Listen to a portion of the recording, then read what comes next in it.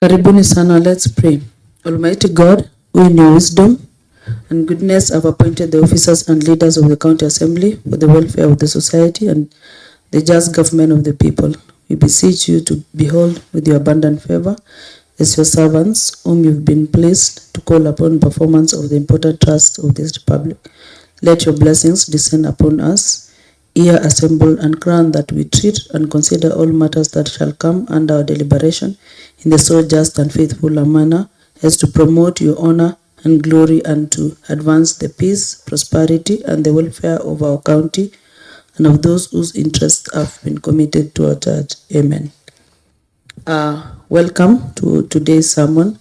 My name is Jeruto Kiptala, the chair of the ad hoc committee, and my members kindly introduce yourself.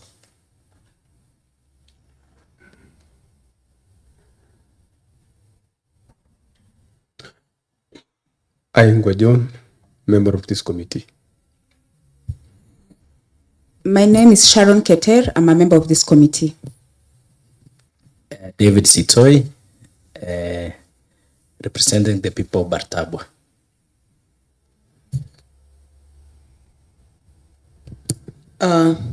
The sermon to appear before the ad hoc committee for implementation progress feedback. The above subject of matter refers to ad hoc committee report was approved by the House on 11th June 2025 and is under the implementation. Pursuant to the Article 10 of the Constitution of Kenya that reminds that the public participation in a national value principle of governance reinforces the importance of feedback and citizens' engagement. Article 35 further emphasizes the right for all citizens to be able to receive any information that makes it possible for them to enjoy or protect their rights. The County Government Act 2012, Section 89, places a duty on the county government to respond to petitions and challenges from the citizens in a timely and effective manner.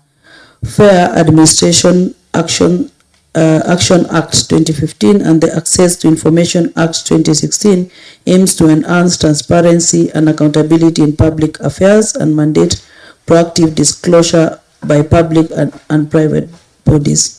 Now, this is to inform you that you are required to appear before this ad hoc committee on Friday, 21st November at the County Assembly Chambers to update the implementation progress of the committee recommendations as approved by the House. Thank you so much and you're welcome. The chair, please proceed to introduce your members. Honorable Chair, I'm Joseph Korir. And please pull the mic so that you're audible. Joseph Korir, Chair Public Service Board. I can have the rest of the members introduce themselves. Sure, Chair.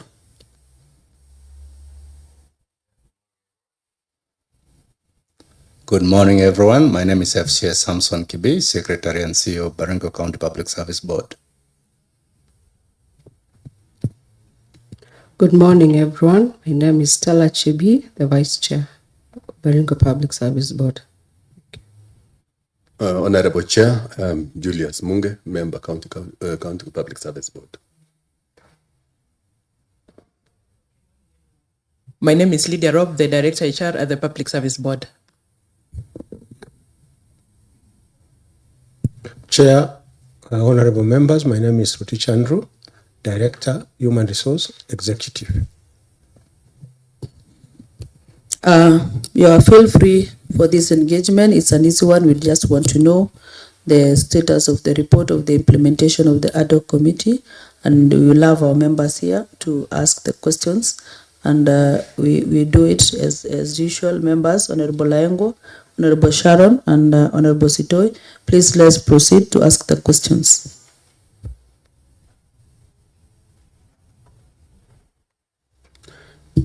Thank you, Honorable Chair.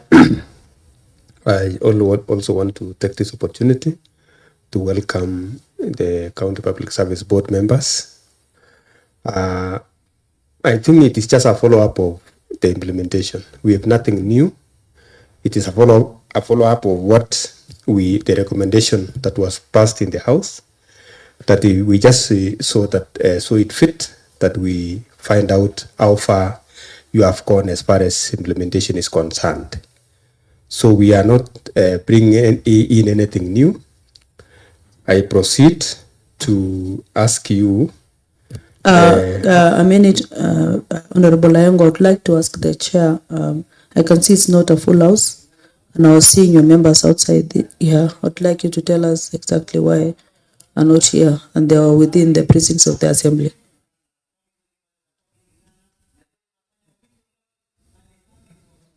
You're not on mic, Chair. Yeah, I'm saying they should be coming, except one who is on training, Christine Rono. I think the rest should be coming. Okay. You should have put on record that Christian Rono is on official duty, probably, so that the public is aware why she's not here. So you proceed to be on record and as to why she's not here, as I know Ewoy was here around, so probably it's anyway, so you can be on record.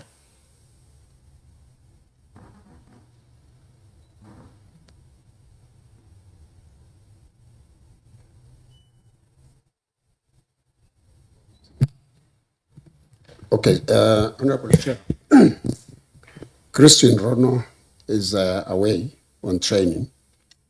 Otherwise, the rest of the members should be here. I think they should be on the way coming. Thank you, Chair. Honorable Ayongo, proceed.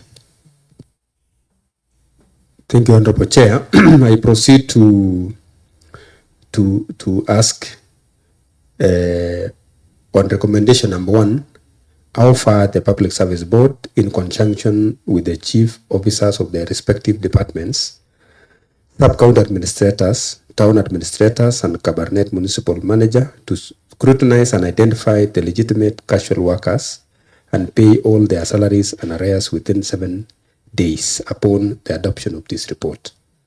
So maybe the status of recommendation number 1, how far has it happened? Thank you, Honorable Chair. Thank you, Honorable Ayongo. Chair, you proceed.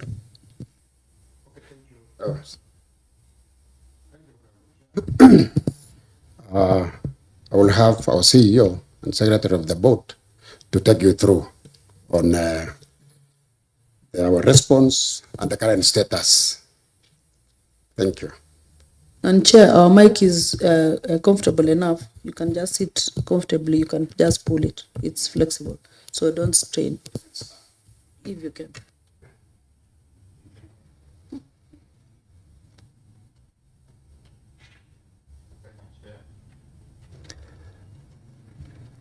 I'll proceed to answer that question as follows.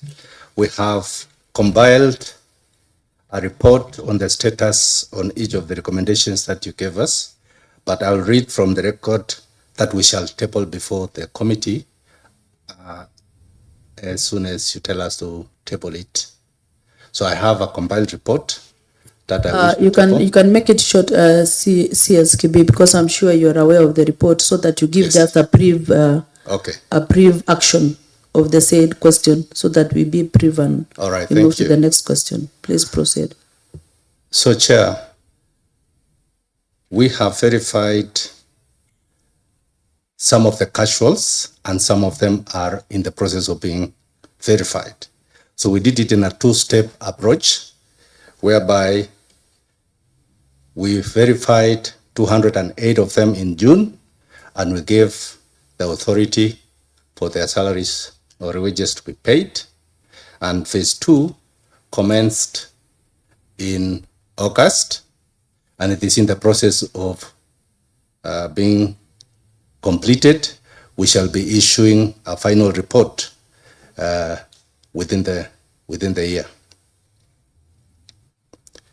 Secondly, Chair, we have also given an advisory to the CS and all departments that there shall be no further recruitment of new casuals without the authority of the board, and only casuals that have been approved may be paid. How many are there in number that was approved by the board? We approved 208, and there is another number that is being verified. The number is not yet tallied. If I may ask so that you proceed quickly, is the 208 inclusive of the one for Baringo Central, the 8 of them? When you say 8 of them, I think I need to refer to the record so that I can So please see. allow your maybe one of you to refer it so that because that question is coming up and I know you'll be taken back. Because there's a petition that was brought here about the 8 of them from Baringo Central. You verified them and they never received their payment that time. Proceeds, yes. Thank you. I think our advisory lists them by their offices, and Baringo Central is listed as a distinct office. So it will be easy to verify. Just give us a little time. We shall be able to tell you. Meanwhile, I think I was in the process of saying we gave an advisory that there will be no further recruitment of any casuals, and only those who will be verified will have their services complete and will not be renewed after that 1st December. And we have advised the CS and all chief officers to initiate effort or plans to outsource non-critical support services. Meanwhile, Chair, out of the 208, 3 of them were appointed through a competitive interview to the position of clerks and revenue officers. So they reduced from 208 to 205 in July. That is our answer. Any reaction from the members?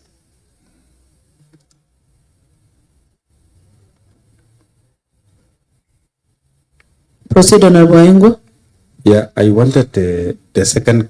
You say there is something which is not clear about the second. There are some which are not clear. Expound on that. Clear on what sense?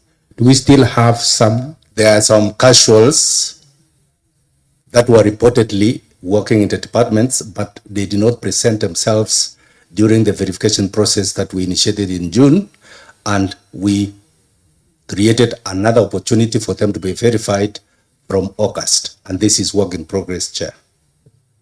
So when are you going to conclude so that we have a definite number or a definite answer for this? Since we have issued an advisory that there will be no further renewal of any casuals, we intend to ensure that we conclude this exercise within the month of December 2025. And since when you gave out that advisory, a window, you created a window for them again. Has there been any of the casual workers who has reported so far? We are not aware of any other. Chair, this is a process we are validating which casuals are genuinely required and working in the departments. So it is a verification process, and I cannot give you an answer as to who was hired at what time. Yeah, since when you verified the 208, which you've scaled down to 205, right? And you say there are others who never reported, or they were known to have been there, but they have not reported for the exercise. Now I'm asking up to now from the departments, have they received any of those you think they have been there? We have a report from the departments of 97 casuals that we are verifying. This is work in progress, so we cannot say it is definitely 97 until we have concluded the process. Am I really? So I can take your words. That is where I was going to ask as well, that you have new others that you are doing verification. Not new others. We had asked the departments who had not provided details of their casuals to provide in the course of August, September 2025, and this is what we have received, 97 more. Yes. 97 more. Yes. But I'm not wrong when I call it new because you'll be getting an awareness that there are others that were not verified then. So it's a Yes. new progress that you're doing. So they are 97 in number at the Yes. moment.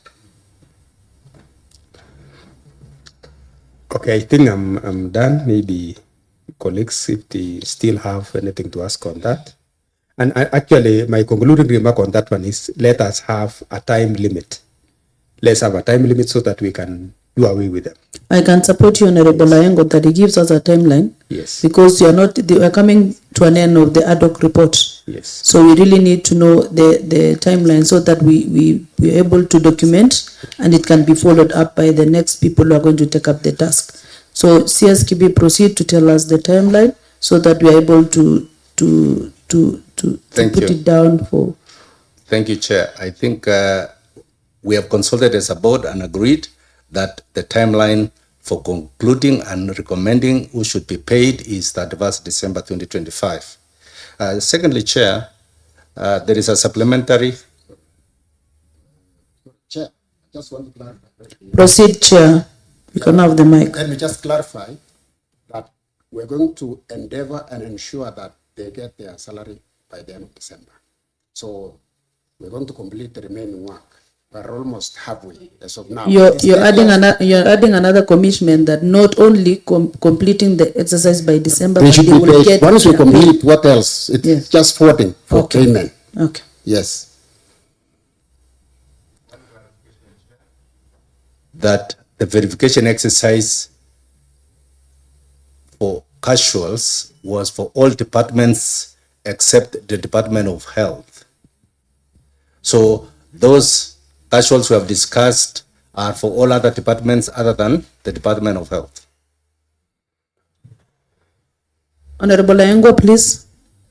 I'm done, Honorable Chair. Yes. Only that because we trust them, they'll do a good job on those who never turned up. And I believe it will not also be a window of maybe sneaking in new casual workers. And I think where I may ask from the departments must be diligent enough to tell us, have they been cost workers? Why have they not turned up for this exercise? Yeah, because if are these people, have they actually been in their stations? So that now the 208 are definite. These others, you've given them since August up to today. It is. Are they actually our workers? Are they doing work? And on that note, Honorable Chair, we are aware of casual workers who were just called to come and sign manual register to sign for a 1 year, and they are going to be paid for 3 months only. You know, at times you cannot verify them because you are being given facts, and facts, you'll always deal with facts by yourself, and you cannot ascertain where they were at work. The only thing you are using is the manual register. So you really need to check on the 97, because I believe when you called out for your fact finding, you went to the sub-counties like what we did ourselves, and our number did not go wrong with what you get when you went round. So now we have 97 new others. I expect probably maybe they should not be at their working station more than a year, because if they were there within a year and they were not able to be known by that time you were doing our fact finding, meaning there's something wrong. So we really need to look at it critically so that we get the real workers, the people who are really working for Baringo County as the casual workers, but not to favor people who are just coming in probably in favors of other things. Because the casual workers who are 208, they are still suffering in the hands of being a casual worker, not getting their dues very early because of this process of still verifying the other ones. So please, as you check on this 97, which is very questionable, 97 is a very high number, those who didn't turn up for your exercise. Yeah, thank you.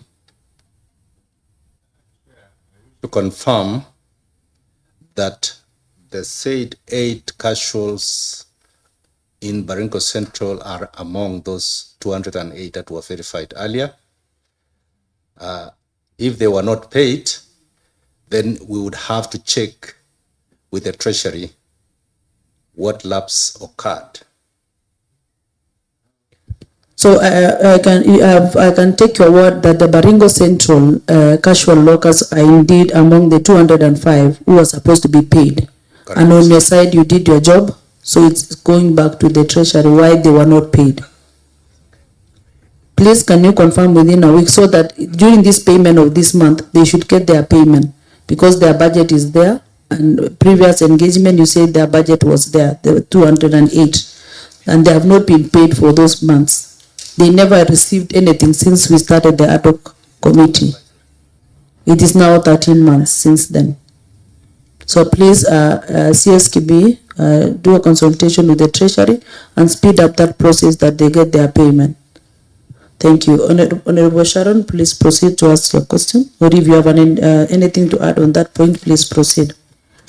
Mine is on that point. Chair, I feel like we are becoming so lenient on this issue of verification.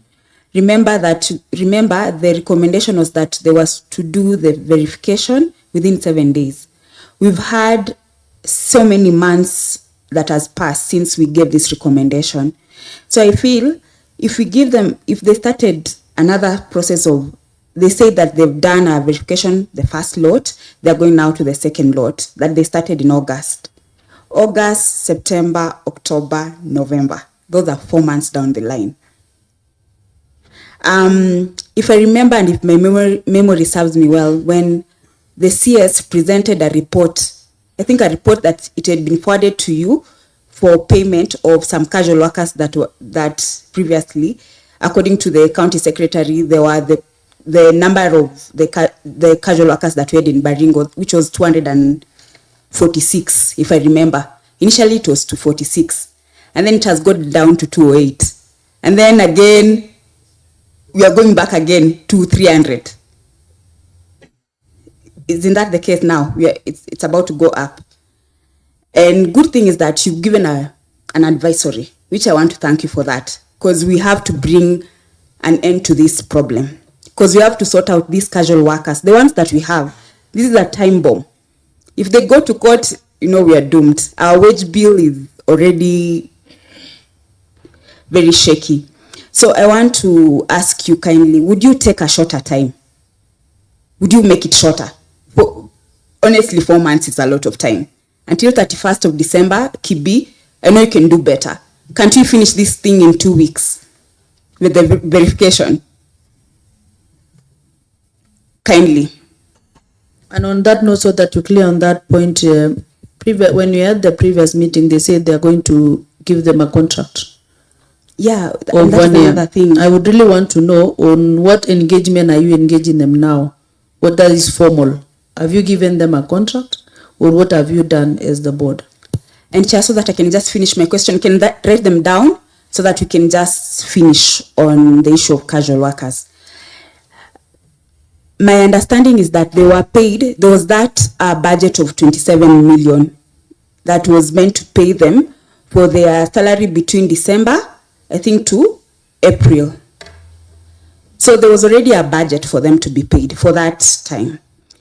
But the problem, and what I know and what is happening, the casual workers, they've not received their salary again.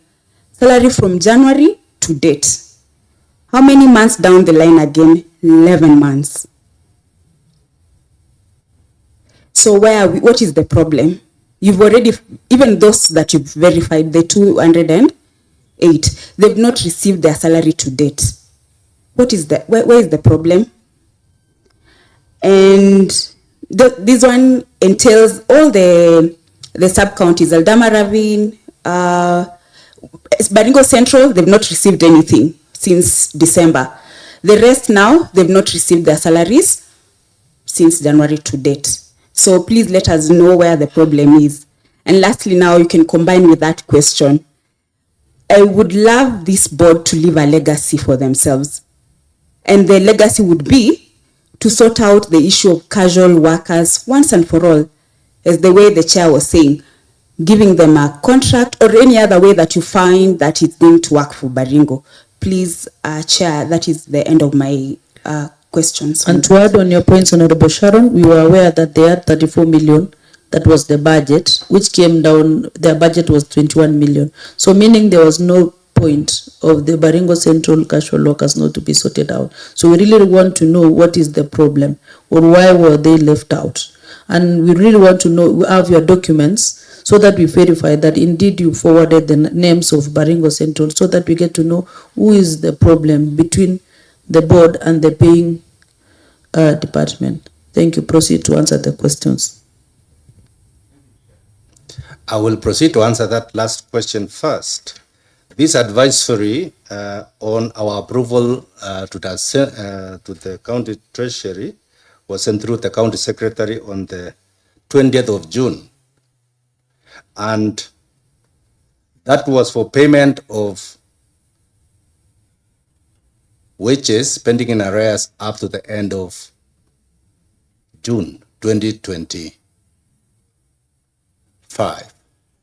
We have since given another advisory for the payment of their salaries for services rendered up to November, the end of October 2025. Yes, why do you give your advisory late?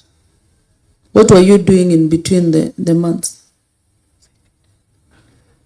Like now, this one, you said you've given an advisory until June. We are now July, August, September. So what is happening in between the months such that your advisory takes long to get to the CS so that they get their payment? Please proceed, Honorable Sharon. On the issue of advisory, why do you need, just for me to understand, why would they need an advisory for the people who are already there and working for them to be paid? Can they be paid like normal workers, like the way you are here, you're getting your salary every other month? Why do they need an advisory to clear someone who is already working and it's not that he's a casual worker, quote unquote, for them to get their salary? Proceed, CS. They are not on the usual payroll, so their wages have to be approved every time. By who, CSKB? A request has been made to the board for the approval to be made. But now how does it take long, CSKB? I'm trying to explain. You know, we want these people to understand we no longer want calls in our phones and messages. Why do the advisory takes like 4 months for them to be paid? Why can't you give a lump sum advisory if they are supposed to work to December? Yes. Give an advisory that covers from January to December. Then that binding report, the advisory that you've given, it kept binding until December. Because already you've done an approval, you've identified that this person is really working for Baringo County and indeed is a casual worker. So why do you give in piecemeal the advisory? Exactly, Chair. They are not in the usual payroll, so their services could have been terminated in between. So we have to rely on the request from the department through the CS to the board so that we can approve it. So if it is not submitted on time, then that is where the delay is. But Chair, understand that we are not the ones paying. We give the authority to the Treasury to pay based on the information we have received that there is money to pay them. So I agree with you. We should have a seamless transition for people who are verified. But unfortunately, if we do not get the request in time, there will be an inherent delay that is not the cause of the board. But honestly, CS, I'm looking at it like you're not treating these people in a fair manner. Because you did an approval that this person indeed is a casual worker. As long as you not get any letter that this person has been employed by another person or this person maybe unfortunately is no longer alive, then they will not be in your list.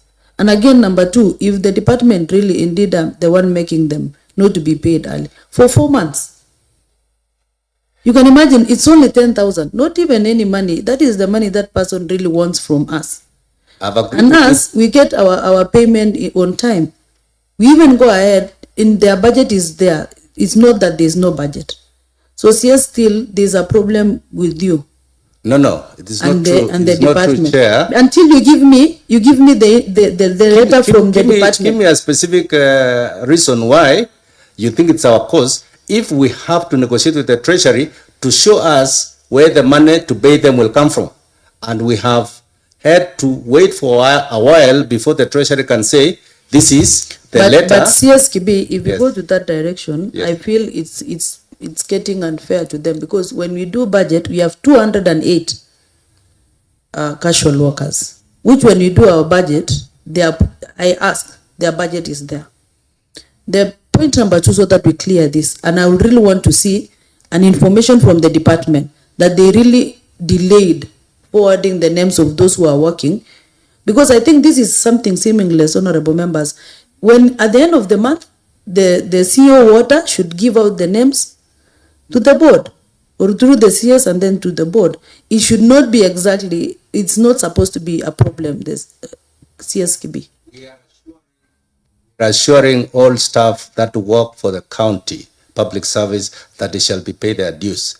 It is regrettable that there is a delay, but we can assure this house that it is not the board that has delayed, and it is not because we have any reason to delay, but it's a matter of procedure.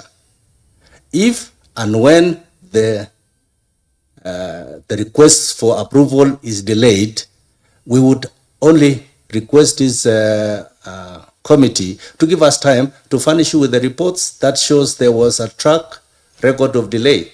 But I don't think it is a question of the board delaying or giving them unfair treatment. We wish we could pay them equally or at the same time with all the other people in the payroll. But this is an outside payroll, and this is subject to continuous management of the budget so that the monies can be availed. So we can give you a record of the correspondence with the Treasury saying there is now money to pay, and so it's on that basis that we give the advisory. I think you will recall that Section 59 of the County Government Act gives the role of the board is to advise the county government. It will be a dereliction of duty if we say it, pay, and it is out of no budget. So we would have to insist and ensure that they are actually budgeted for. So allow us to assure this committee that we do not have any reason to delay anything, and we have already determined that all casuals who have genuine reason to work in the county will and must be paid by 31st December. Thank you.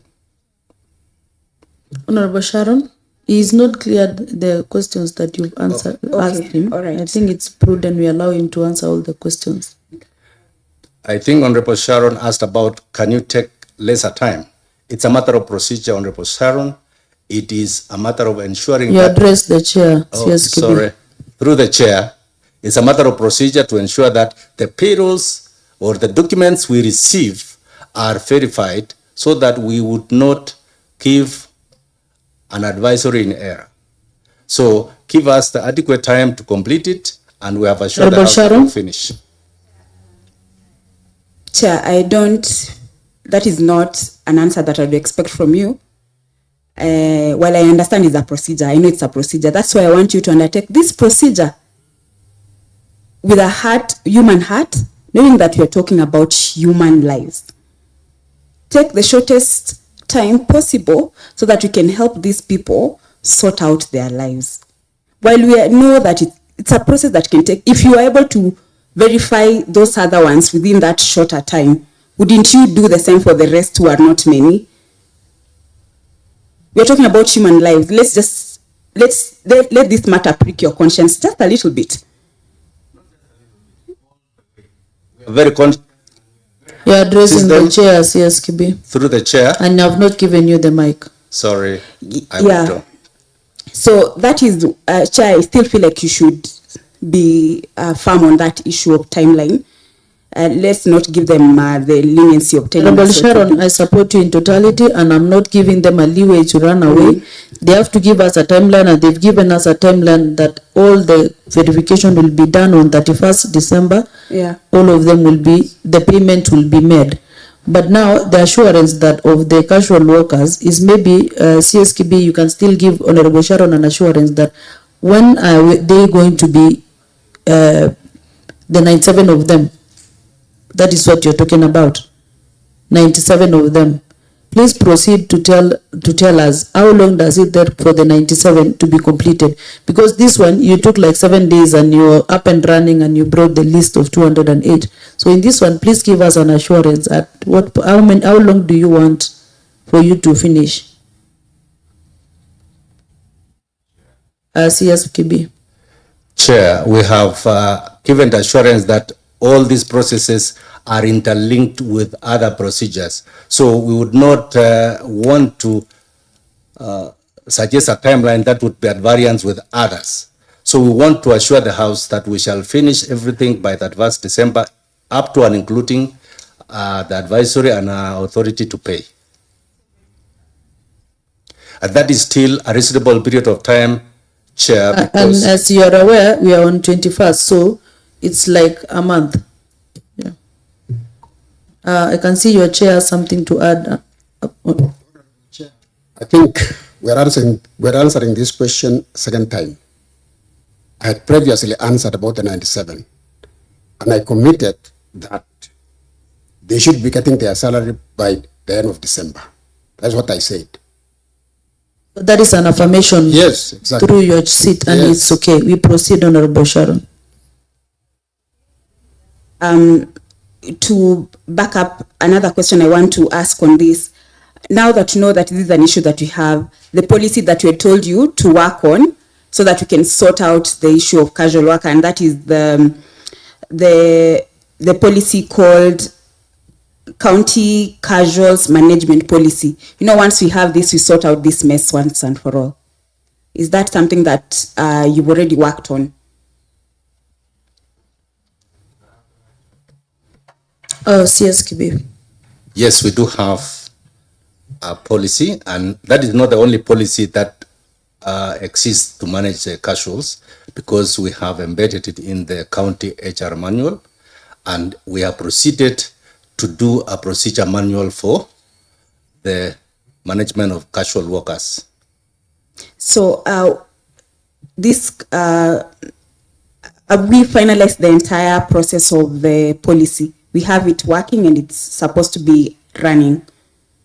Is it running, or where are we on it? Yes, we have given the advisory to the relevant, to the county secretary and the chief officers to apply the policy while making their recommendations. To apply? To the board, yes. That is a letter that you can present to us so that we can have a look of it. Yes, in due course. I don't have it right here with me, but we can provide. Chair, probably you can guide on how long they can take so that they can provide that policy. You can commit yourself to our clerks, so that at what point are you going to furnish the letter? CSKB. Tuesday next week. Honorable Sharon, you're done. Honorable Sitoi. Thank you, Honorable Chair. I had a question which I wanted to follow up, but the CS has just responded, but I would wish to know, you said that you verified all except in the health department. So what will happen with those in the health department? Because apparently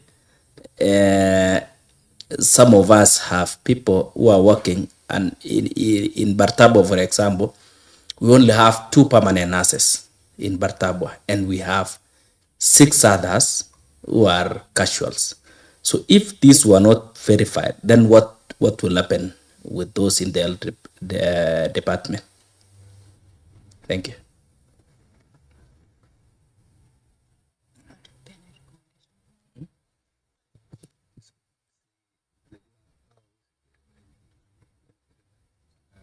Chair, Proceed, CSKB. we have consulted with the Department of Health, and they are in the process of furnishing the board with the details of the casuals that have been engaged by their hospital boards for the purposes of ratification by the board under Section 74 of the County Governments Act. So I think this is something that can be done within the time frame of that 1st December 2025. Since we start here, you've never had the list of casual workers from the hospital, especially the BCPSB. Do you have a list? Because in the last meeting, that point takes me back to our last meeting. When we had the med superior, and you said, as much as is at times they employ, they need to notify the board so that they're given approval to go ahead. And also during their payment, they also need to give a report to the board for maybe for because you are the employing agent. Did you get any list of the casual workers from the hospitals? We have had consultations with the departmental leadership, and we take notice that since health is a sensitive service, we have generally agreed that let them furnish the board with the casual workers that have been hired through the FIF Act, so that the board may ratify and approve such casuals as the employer or employing agency of the county government. Honorable Sitoy, on that point. Thank you, Chair, and I'm happy that he's committing that health is sensitive. Please, as you know it is sensitive, also help us so that we finish all those issues that are within the health department to ensure that our people get good health services. Thank you. We proceed to go to the next question, Honorable Baringo.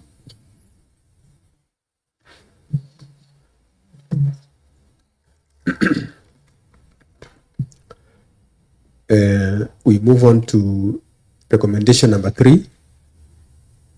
That is, it's also touching the Baringo County's Public Service Board. Is hereby given 14 days from the date of adoption of this report to complete the recruitment process of all advertised pending recruitments and provide a report to the HADO Committee on public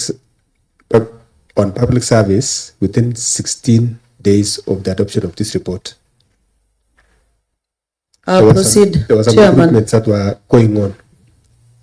How far? Chair, proceed. Advise the committee on the completion of the recruitment of 68 positions that were advertised for 22 revenue clerks, 40 enforcement officers, and 6 other cadres that were advertised together, and this process was concluded. And on that note, I want to applaud you, committee, because you took some of the recommendations among the staff that we identified them that they've really worked for so long in those departments. And even with the difference of their age, you are able to absorb them. I applaud you for that. Honorable Baringo, if you have something to pick on from the answers so that we proceed. I think also, yeah, the way they recruited, I was so impressed on the way they recruited, especially the enforcement officers.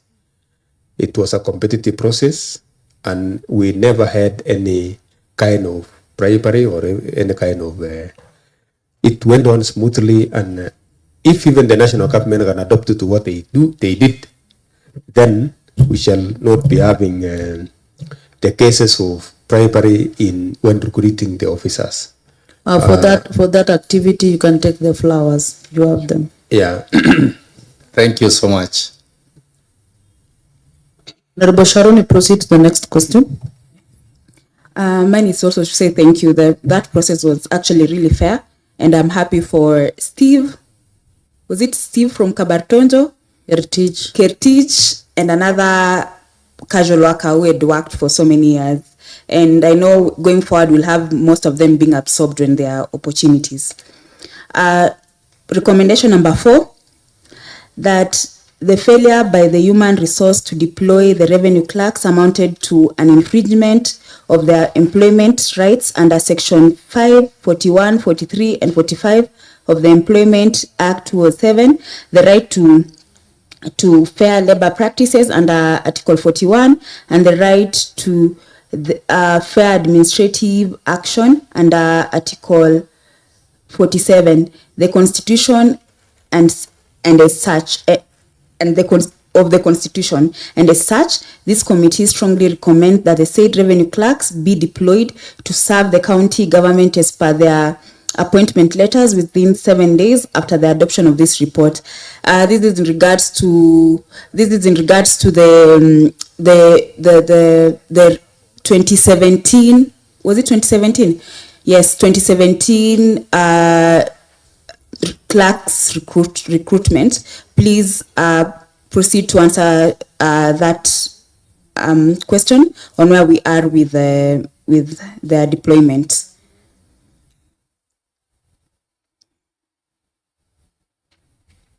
Proceed, Chair. And we can allow the HR to start first. Then, Chair, you can pick it up from there. Thank you, Chair, and members, honorable members. Yes, we received this recommendation, and I guess I gave you yesterday what we call our recommendation. Please, HR, answer the question as asked today. Okay. We have not implemented the recommendation based on advisory of legal in terms of the law. That is Section 90 of the Employment Act and also the PFM Act of 2012. But Chair, let me inform this committee, but there are developments which only can be discussed in camera.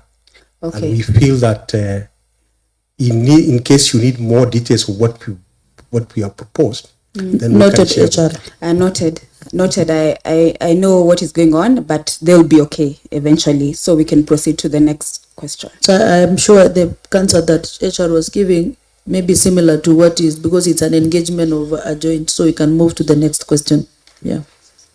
But probably maybe, Chair, you can add on something if you want to say something, or you're just abiding for what the HR is saying. So that maybe they get an assurance that it's a collaboration between the board and the HR and the rest of the agencies. Madam Chair, I think she has put it succinctly the way it is. Consultations are going on, and we do not want to divulge before the camera. Okay, we proceed to ask questions. Honorable Layango.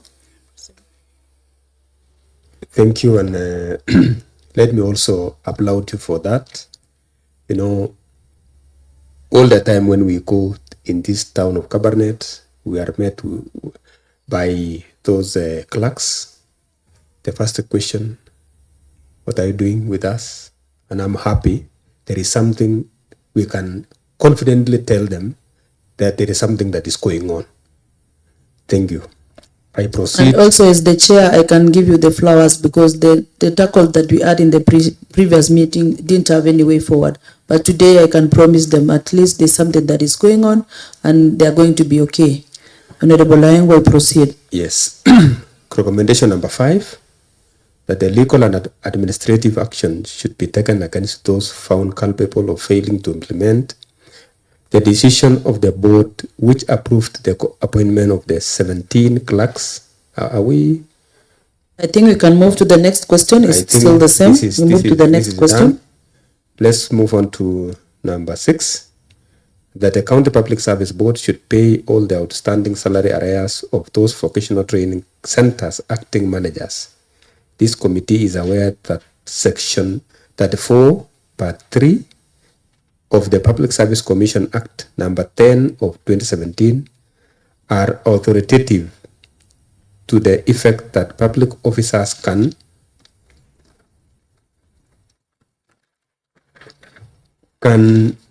only serve in acting capacity for a period of 1 month and up to a maximum of period of 6 months. Chair, proceed. Through the chair, that question of acting VTC managers is relevant to the extent that if we had received any request for acting appointments, we would have acted on it.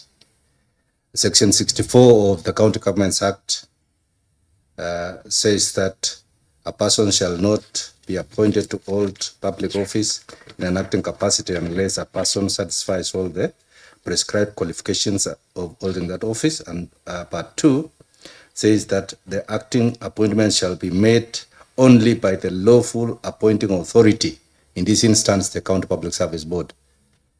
Chair, we are not aware as a board of any acting appointments by any VTC manager because none has been brought to our attention.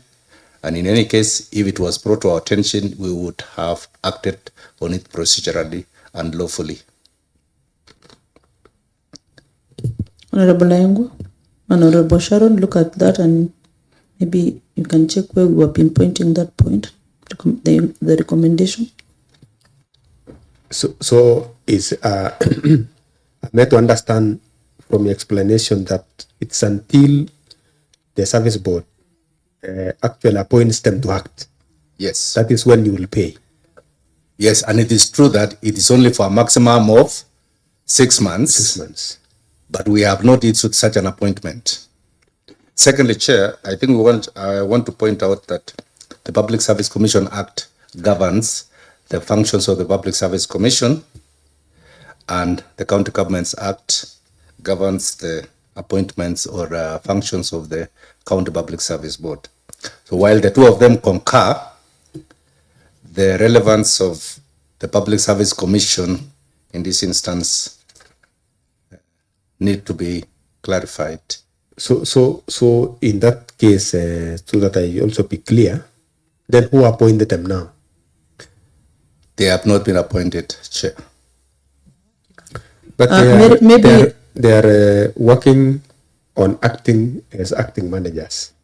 Honorable Layango, as you can see, probably it was supposed to become a departmental issue to them. So they are committing that they didn't get any information about them. Probably maybe we will, and when you're doing our report, we exactly mention the committee of education so that they're able to follow up on this issue. So maybe we refer to the committee of education. Yes, to my point, because basically that is where the information should go through, so that get to public service, to the CS, and then to the board. We proceed to the next question, Honorable Member.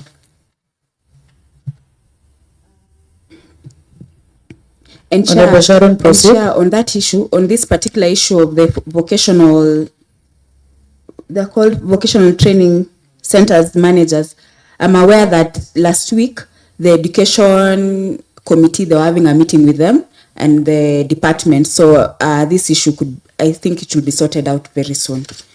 Noted, Honorable Sharon. You proceed to the next question. The next question is number 7.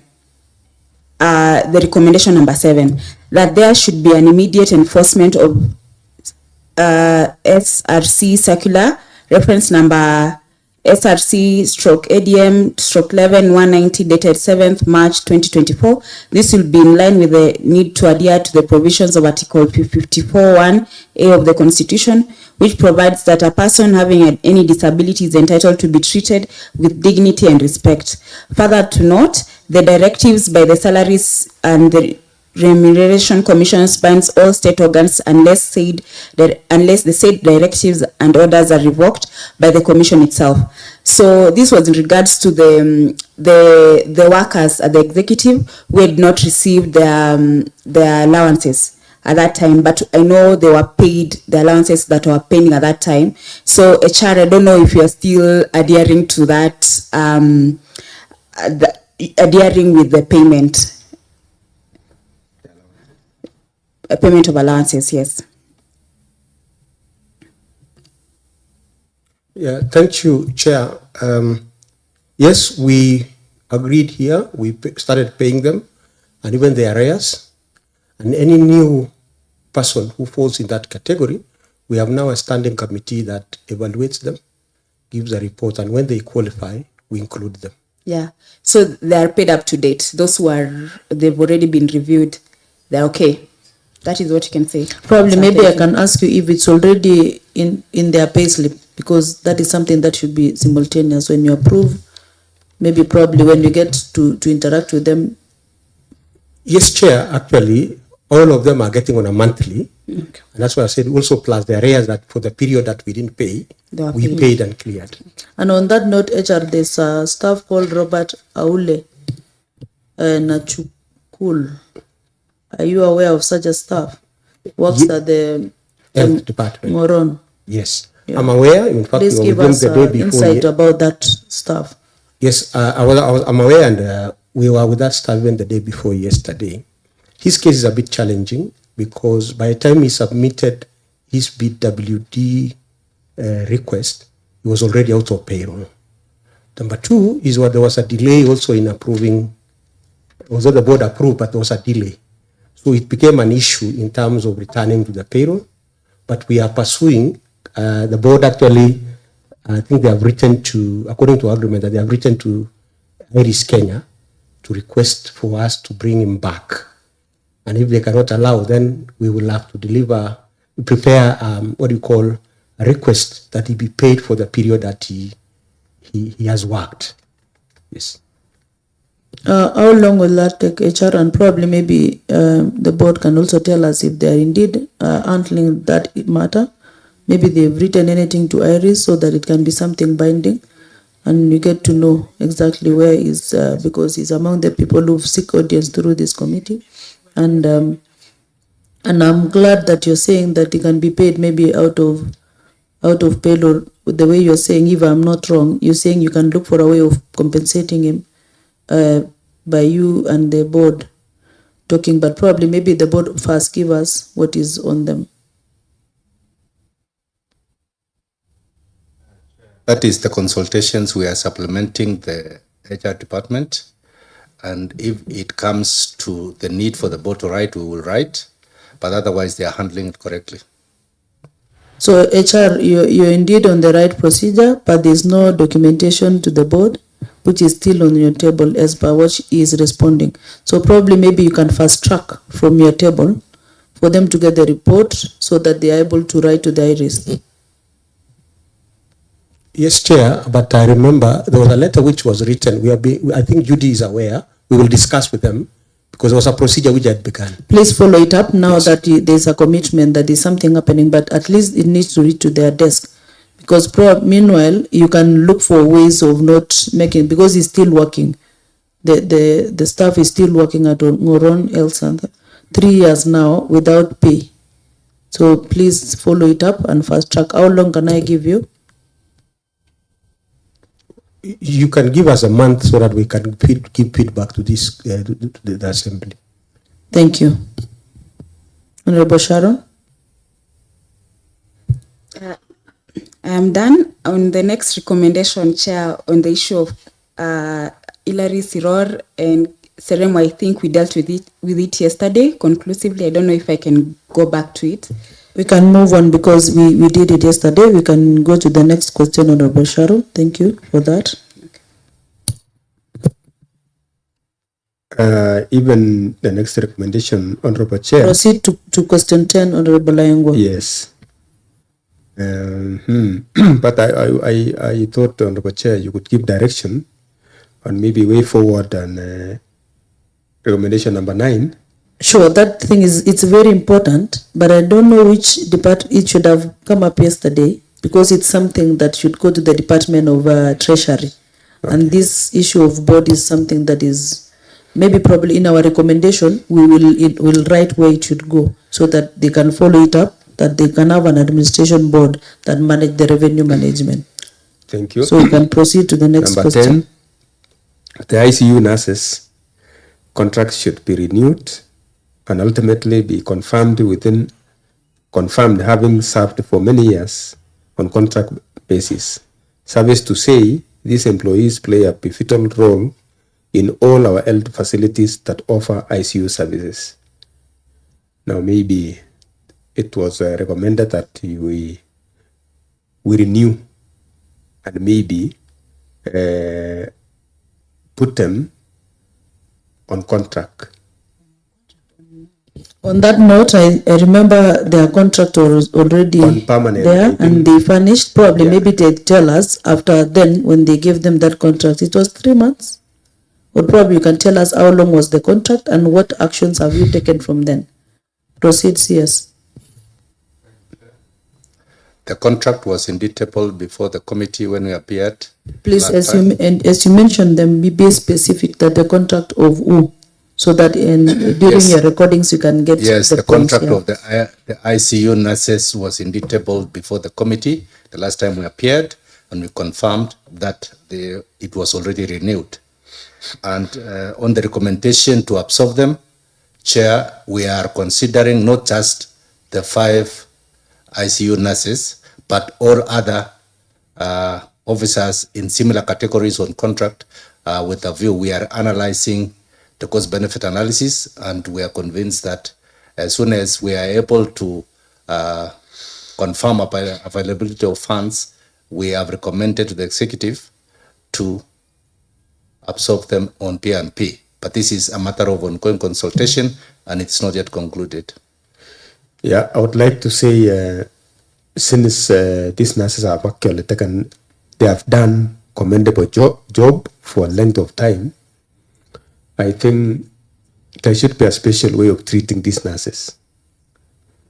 There should be a special way of treating these nurses. And because you are charged with that responsibility of employing them on permanent and pensionable terms, please see to it that there's something that a favor of a kind should be done so that they actually get in permanent and pensionable terms.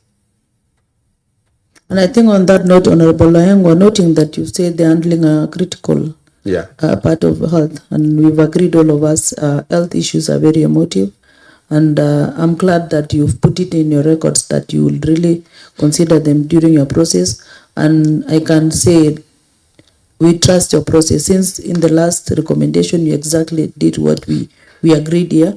So in this process of nurses also, because this is another gather of employment, we still believe that you will consider them during your employment, so that these people are able, because they've been working since 2013 using contract. How long was the contract, CSKB?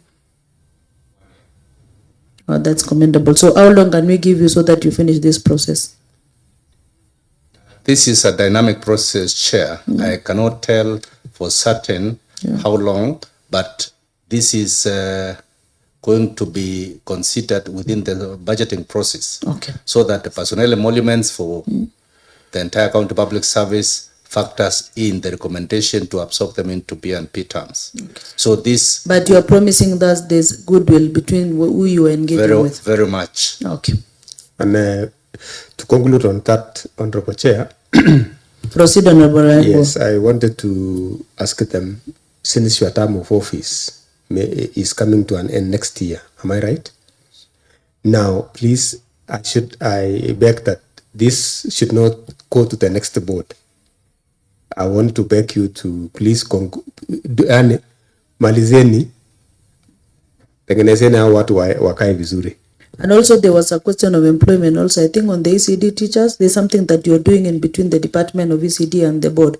Please fast track that one as well, because it was a request that was made in this committee yesterday, that we give them an assurance that that is the way that all of us would want it, that it be seamless and you clear it with the shortest time possible.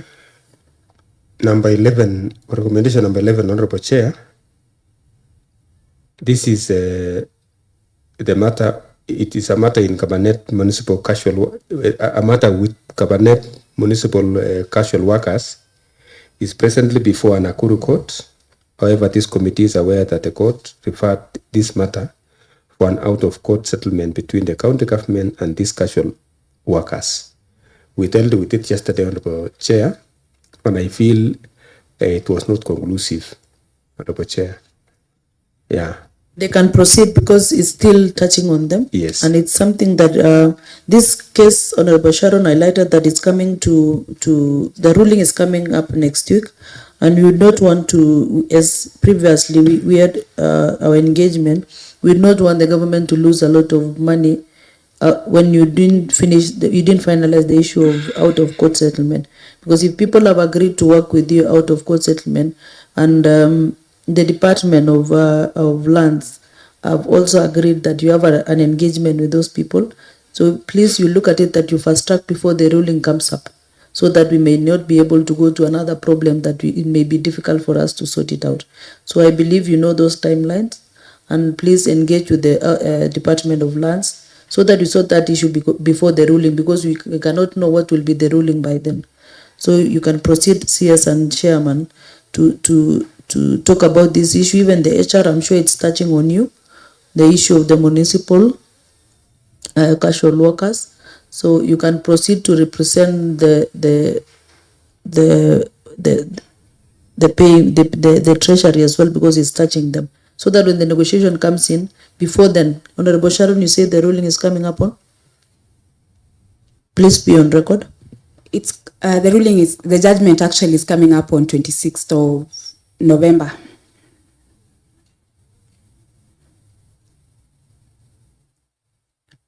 See, I can see your mic is on, or whoever is taking that matter to put on his mic. Okay, Honorable Chair,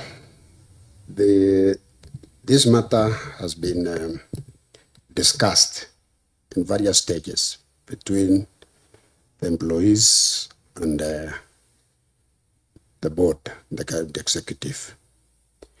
There has been offers and counter offers.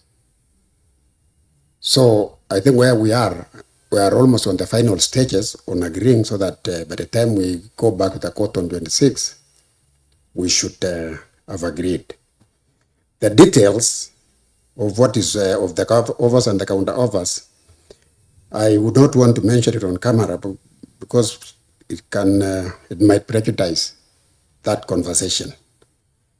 So if you can allow us to continue with that conversation, I hope finally we should reach a conclusion. Thank you. We proceed to the next question.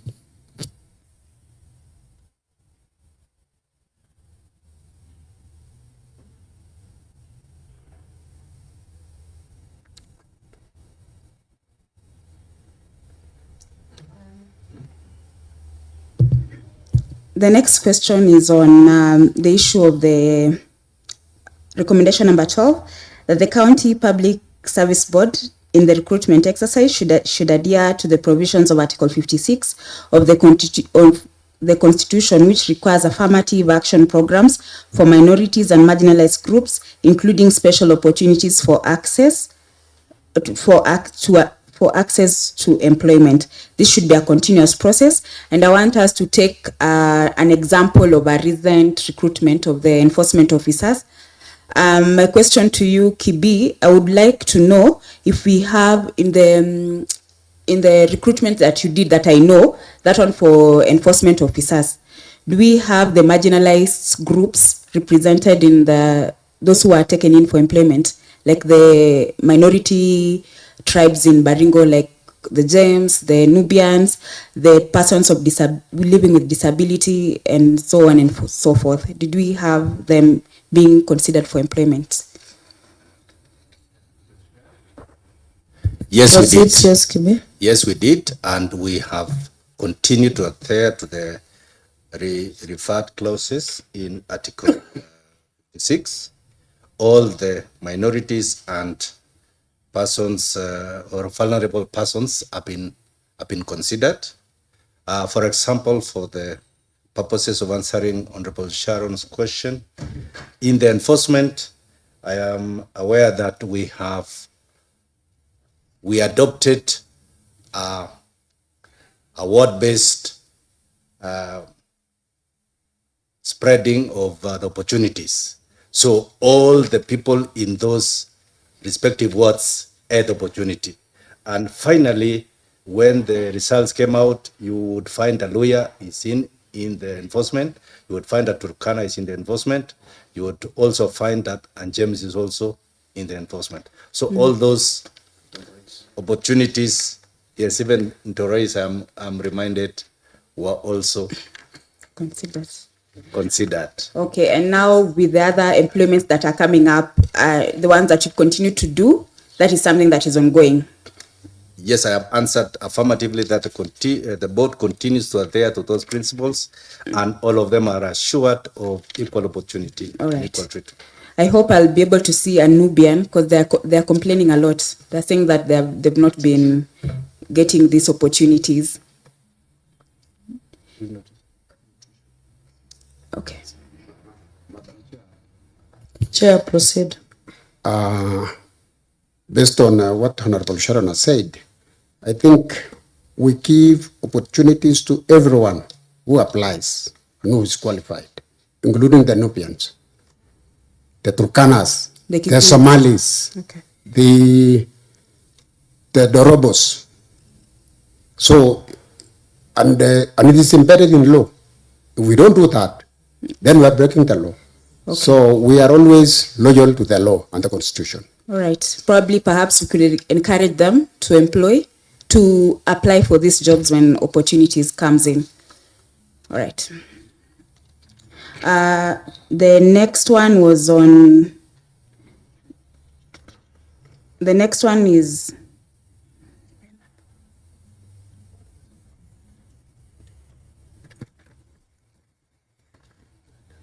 Proceed, Honorable Sharon. We are at 15. 15. That the county, that the staff whose contracts were terminated, both in the former governor's office staff, former governor's delivery unit, and the Department of Devolution should have their contracts renewed. I'm sure you are aware of these employees. I want to know, the committee would want to know if their contracts were renewed.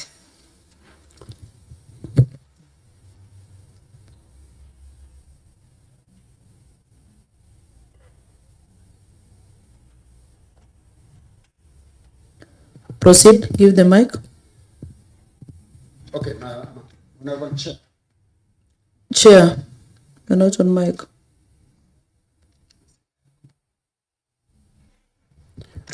Honorable Chair, we checked on this officers and we found that most of them were employed to work under the tenure of the former governor and the former deputy governor, and they were on contract. And therefore, contracts, as we all know, is self-executing. Once your contract ends, that is the end of the contract. Unless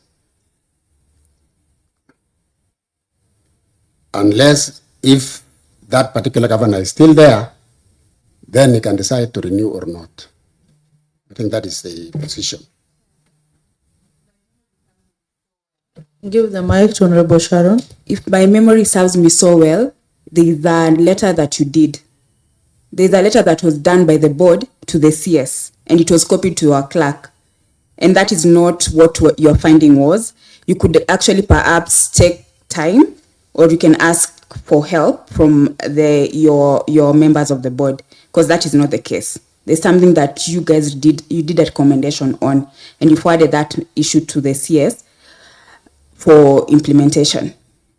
So, and I have the copy of it. I can see where's a copy of that. You can say something about it. Yeah, please let us not run away from it. And even as you continue, Chair, we are here. I'd forgotten that we had actually summoned the CS. Where is the CS? I can't see him there, and there are some questions that he needs to Honorable Sharon, to I was waiting for that moment that we received an invitation, a letter from the CS, you can read the letter. Office of the County Secretary, the Clerk of Baringo County Assembly, your box 159, 3400 Cabernet. Dear Honorable Clerk, invitation to appear before the ad hoc committee. This is the reference to your letter, number BCA/ad hoc.HC volume 1/46 dated 12th November 2025, inviting me to appear before the ad hoc committee for implementation progress feedback. I wish to inform you that I am unable to attend the scheduled session because I am unwell. I kindly request your understanding and indulgence on this matter. I'm sorry for any inconvenience caused. Thank you for your consideration. Honorable Jacob Kurui Chepkony, PhD, County Secretary, Head of Public Service, CC, the Governor, and the Deputy Governor. And it's dated today. And he has also forwarded the medical report from the doctor. And looking at it, there's little that we can discuss about him. Probably when we have questions as the committee, we might schedule another day that we can have an engagement with him, so that he'll be able also to furnish the answers to this committee as well. So you can proceed, Honorable Sharon, to answer the questions, or probably they give you the answers.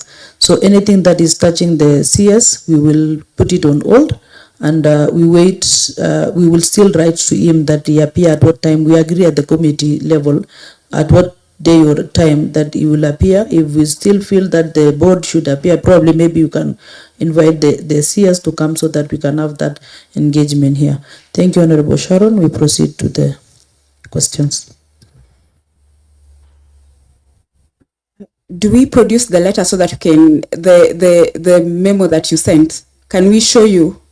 Actually, what Honorable Sharon is saying is about the facts, about what you see. You answered something and she's saying there's a letter that you said something about the said the delivery unit staff that their contract was not renewed, and the letter is here, and it's signed by the board. So probably just say the truth so that we cannot go on. We cannot go that direction. If you're giving us another answer, you can proceed. And if you want us to give you an evidence, we can give you the evidence. So choose your direction.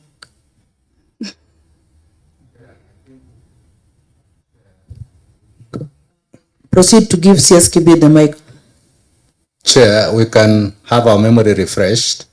So proceed, CSKB. That is why I said you choose the route that you want to travel. Yes, you can refresh our memory so that we can remember the facts at hand. Who to refresh your memory? Honorable Sharon, I said we have the letter, a copy of which can be vanished so that we can... You are not aware of any letter. The only thing you can tell us is you say you are not aware of any letter that you did as the board. Because, yes, CS, you don't go that direction. Because we are doing very well so far, so good. Please give us factual information from your desk. As for me, I've interacted with you for so long, and you are a man of facts. You are a man of letters. You keep furnishing real things. So please proceed to tell us the truth about that issue. I'm not going to question it. Just if you want to refresh your mind, probably maybe the chair gave us a wrong answer. You can bring another answer, and I will not judge on that point. So you proceed to tell us facts from your desk. In that case, Chair, maybe you can give me time to recollect the letters that we have sent to this. That's house. Better. How long should I give you? Tuesday. The letter is there. No, Tuesday is far. Today is on Friday. Oh, it's on Monday. Please proceed to furnish. And Honorable Sharon can highlight to you, probably they can give you. But Honorable Sharon, why should you give them a leeway to get... Chair, I believe they want to run away from it. Don't be scared. You already made a recommendation, and that is okay. So if it's not your responsibility to implement it, it's fine. We'll still call because this letter was probably Honorable Sharon. I can do it because you're willing to give evidence about that information. You can forward to their WhatsApp, and then you proceed to prosecute that letter. Okay, I'm forwarding it to Stella. Stella, open your phone. You're being sent the information, then you share. Then you can now tell us about that information. She's sending you the document. Yeah. Meanwhile, we can go to the next question, Honorable Ayengo, as she continue. When Stella, you are ready to tell us about that, we come back to that question right now. We go to 20. Honorable 16? Aengo, we are at 16. 16. That on casuals being paid below the minimum wage, the County Public Service Board and the County Department of Health, among other departments, should move with speed and rectify this anomaly as it is against the labor practices in Kenya to avoid violation of employee rights as guaranteed under the Constitution and the Employment Act 2007. The regular recommendation number 17. Honorable Aengo, allow us to just check on this so that we cannot interrupt your process.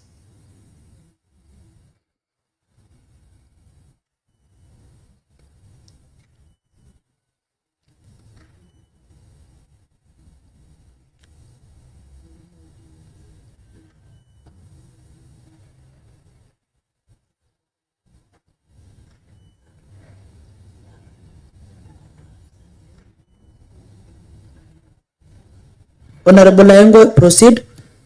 Yes, I was asking the board on in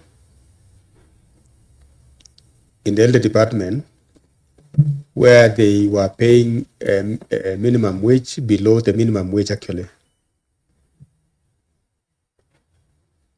I'm seeing the chair and the secretary is consulting. Please let's not control on that. I will rule it here. So we listen to what Honorable Aengo is giving us so that we proceed. I will rule on that. Recommendation number 16. Casuals being paid below the minimum wage. The County Public Service Board and the County Department of Health, among other departments, should move with speed and rectify this anomaly as it is against the labor practices in Kenya to avoid violation of employee rights as guaranteed under the Constitution and the Employment Act 2007.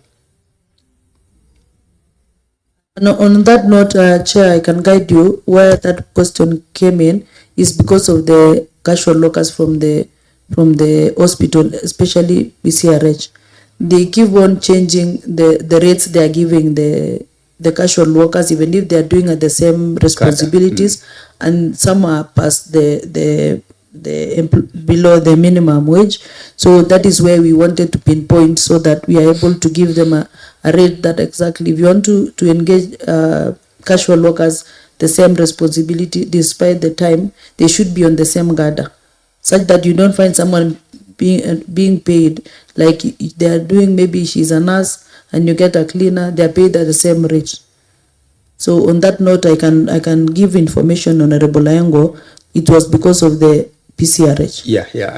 I'm so much aware. So since you said you've not actually received you can give an advisory to them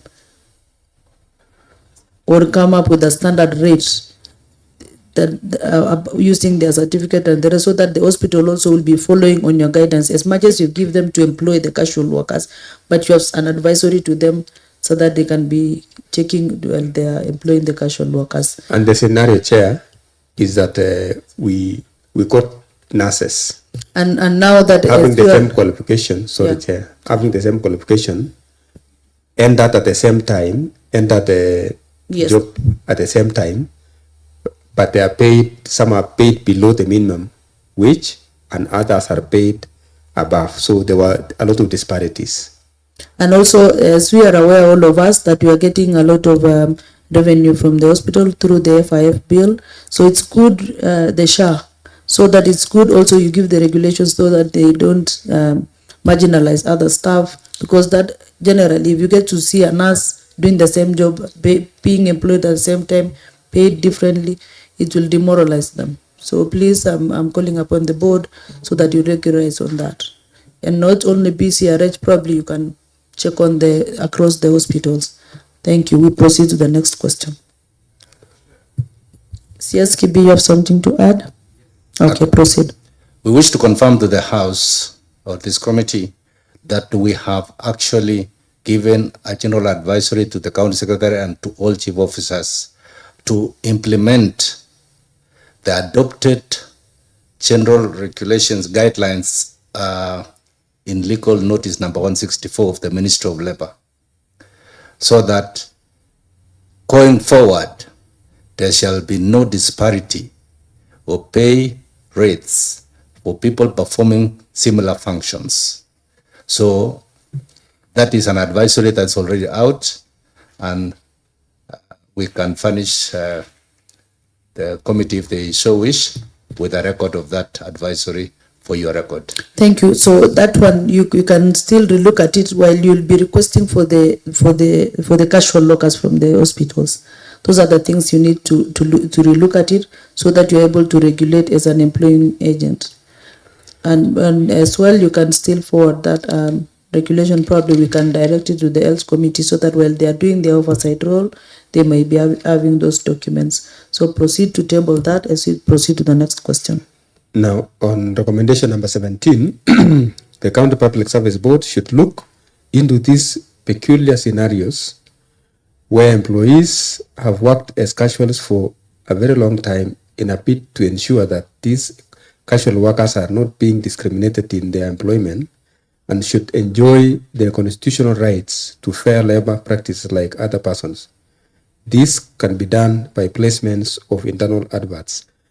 This case, Honorable Chair, you find that sometimes we advertise even for very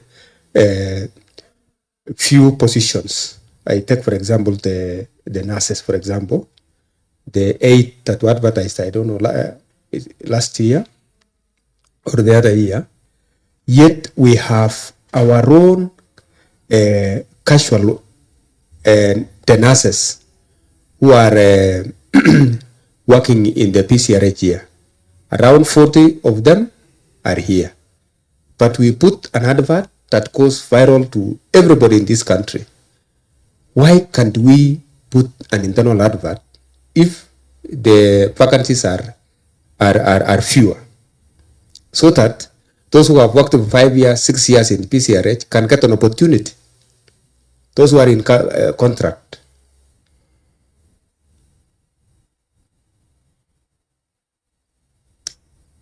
Proceed. Through the chair, we are aware that the opportunities are always limited, but the law bars us from limiting the opportunities. In fact, Section 66 of the County Government Act says that all opportunities should be publicized in an advert in a medium of wide circulation. So, and that is the reason why we advertise those positions, and it does not bar those who are working on contract or on casuals from applying. They are all eligible, and that is the equity that we seek to give everyone the opportunity to apply. Thank you. I concur and I'm aware, but at what stage? Because for sure, some of these staff who have worked on contract basis for 6 years, what are you going to do with them? The law is here, but equally, they are also here. Do they have an advantage over the others?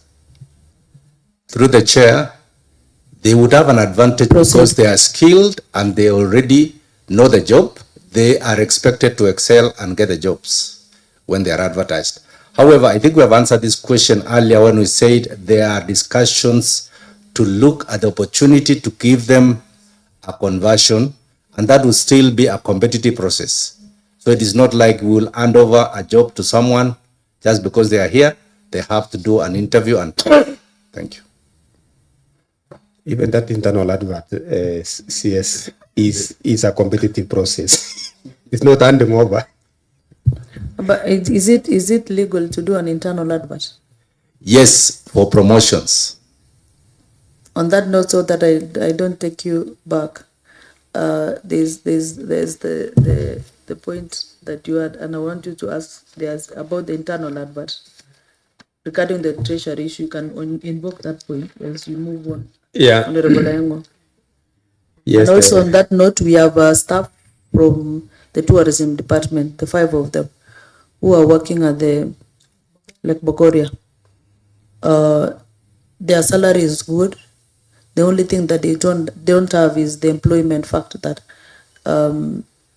they made a request that you confirm them as they work so that they be able to use. And I'm seeing you, AY, shaking your head. You have to answer me this. About the 5 of them, give us insight about them. What is blocking them from being employed under the budget that they have to be just permanent so that they can use that payslip to build themselves? So AY, you give me an answer because you've been shaking your head. So I'm sure you're familiar with, and I want to know what were you shaking for? Give the mic to AY. Thank you, Madam Chair. Sometimes people have headache. Others have. Okay, if it was for headache, please, Chair, proceed. Yes. I'm sorry, if you're having an headache, and please drink a lot of water. Chair, proceed.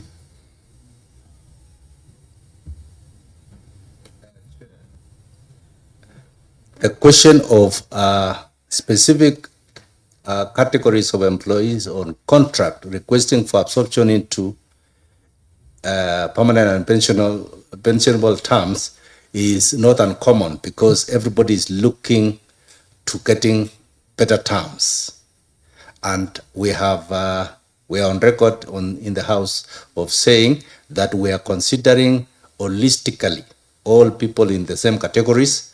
And I think we have at least 79 officers on contract that we are considering their requests. All of them are making requests. So it is not like Bogoria only or ICU only. I was just making on that point. That is what I know. So I just want to tell you, would have just maybe informed me, maybe the Lake Bogoria staff are among the... Yes, they are among them. Yeah, so that is the assurance that you should have given me because it's something that the committee is in the know-how. So you just maybe give an assurance that they are among the 97 of them. Yes, I can assure you their confirmation that doesn't need a budget implication because their money is available. Just a small adjustment. There will be additional benefits so please for retirement, let's help them. There's no problem, but now you help them through that transition. And I can see the HR was lifting his hand. Yes, Chair. I wanted to add some meat to the discussion. In fact, we are carrying out in executive a comprehensive analysis of all staff who are on contract, including the agriculture.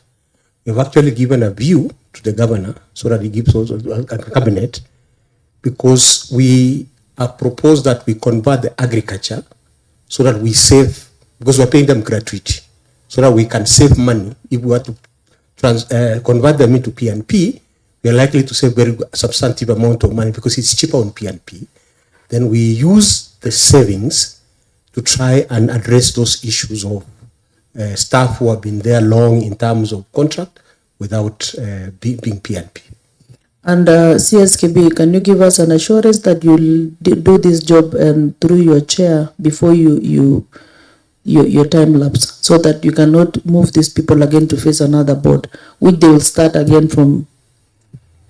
So please, Chair, please work on that so that you can finish before your contract ends.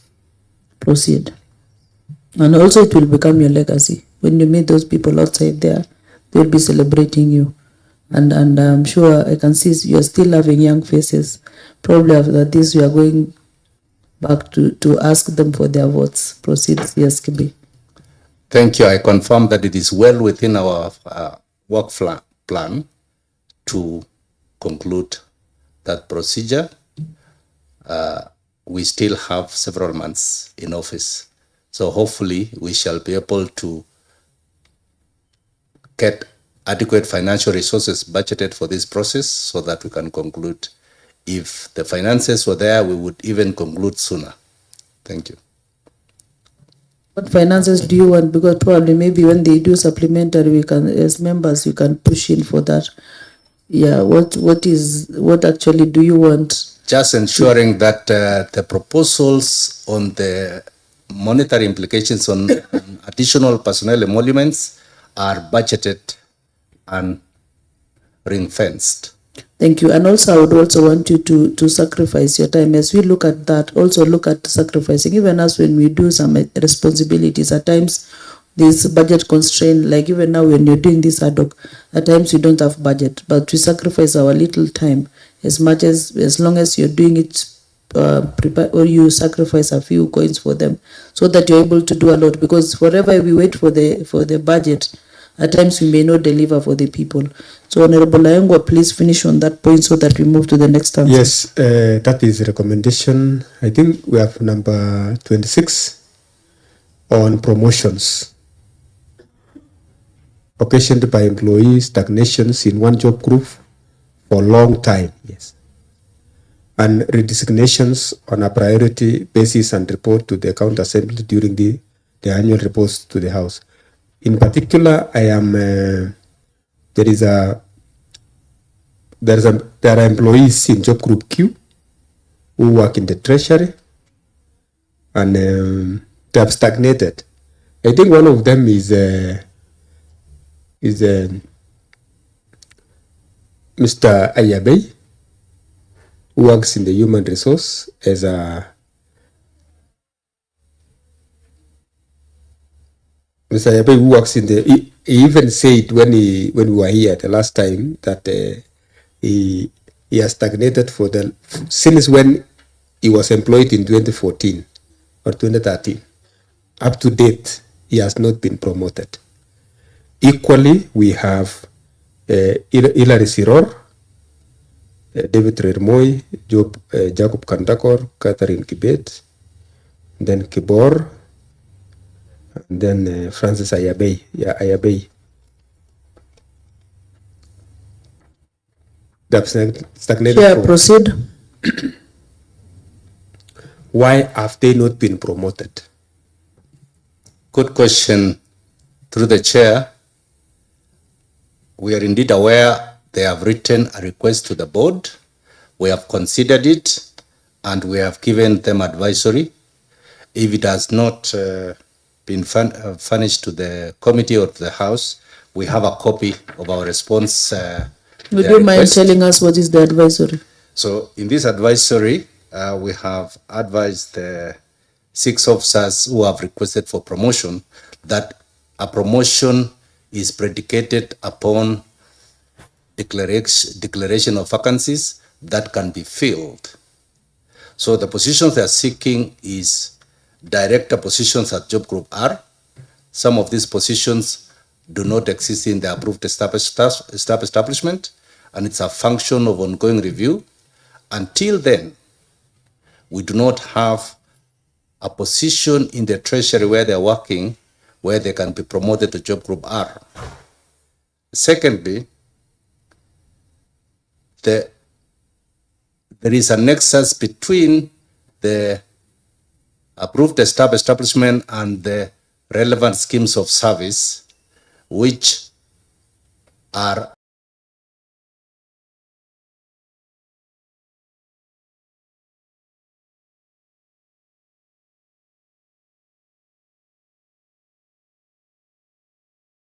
stagnated. It is not because we do not want to promote them, but it's because of the challenges we have in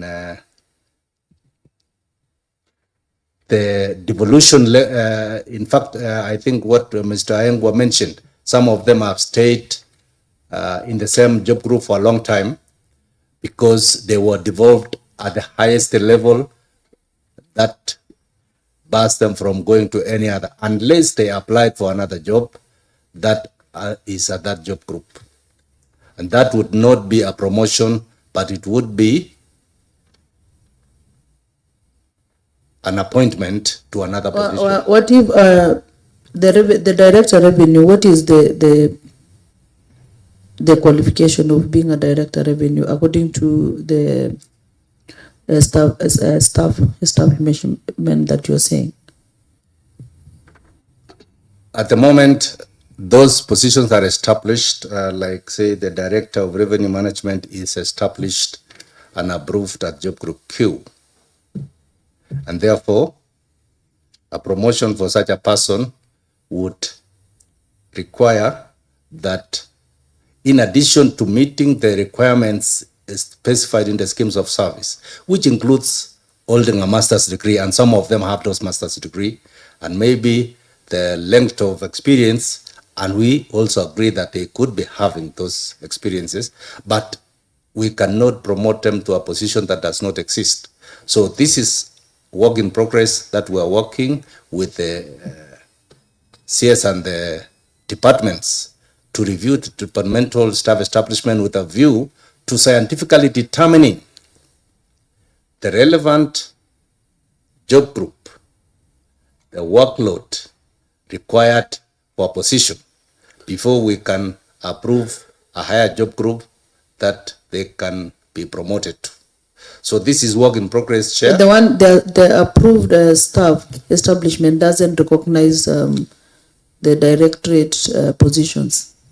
No, it does. We have several directorates. I mean, in that department that we are talking about. There is one director. Is it one? In the treasury.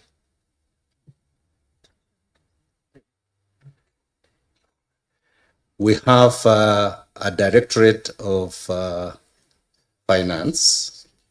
And planning. Yes. And that is a position. So the establishments only give only 2 directors in the treasury department. Yes.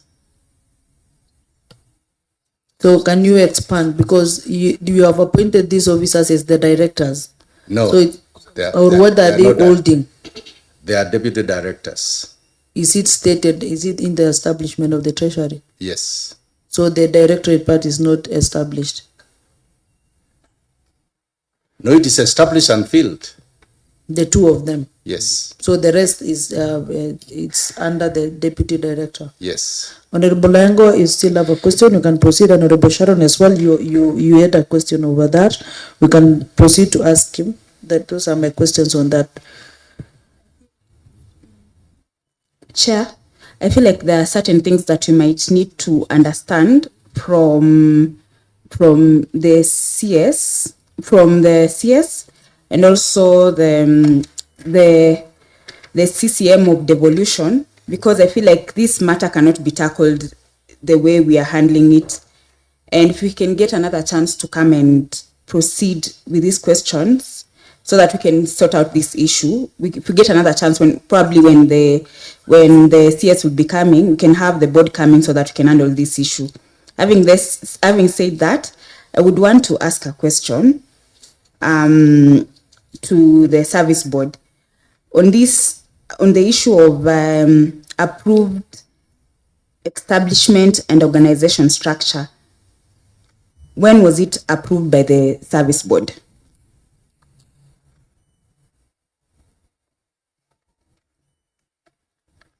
Give me a moment, I make reference, Chair.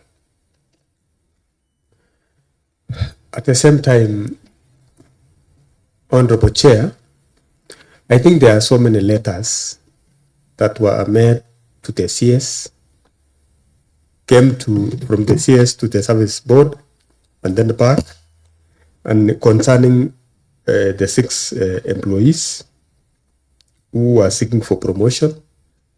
And there are, I think I read, there are some even letters that you contradicted yourselves as the board.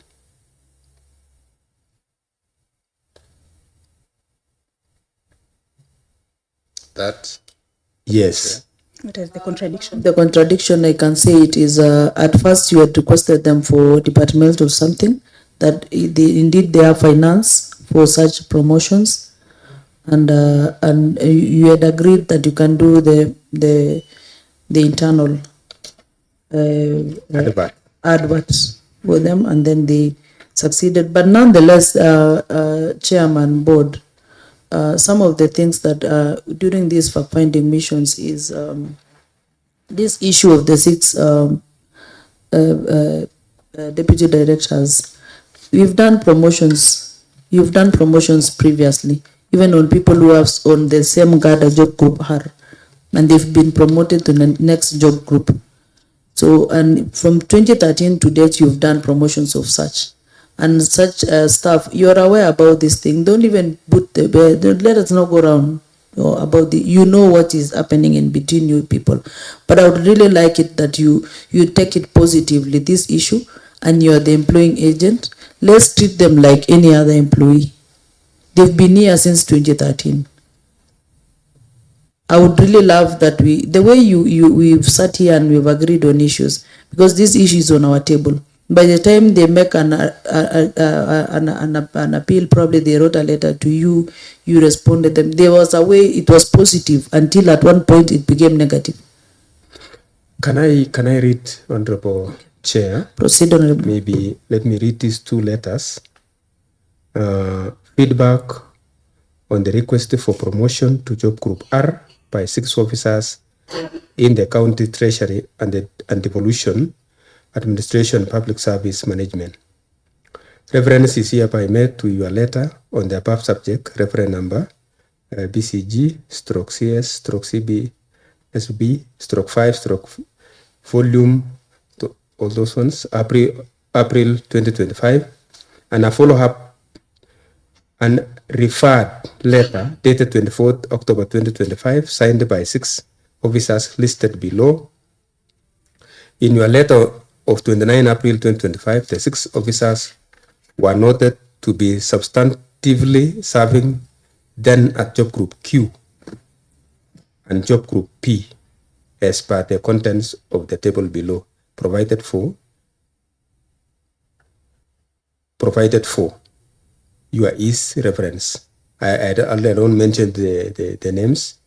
The board notes that having discussed this request in more than one occasion, the feedback has been previously discussed at consultative meetings in which the board advised your office accordingly.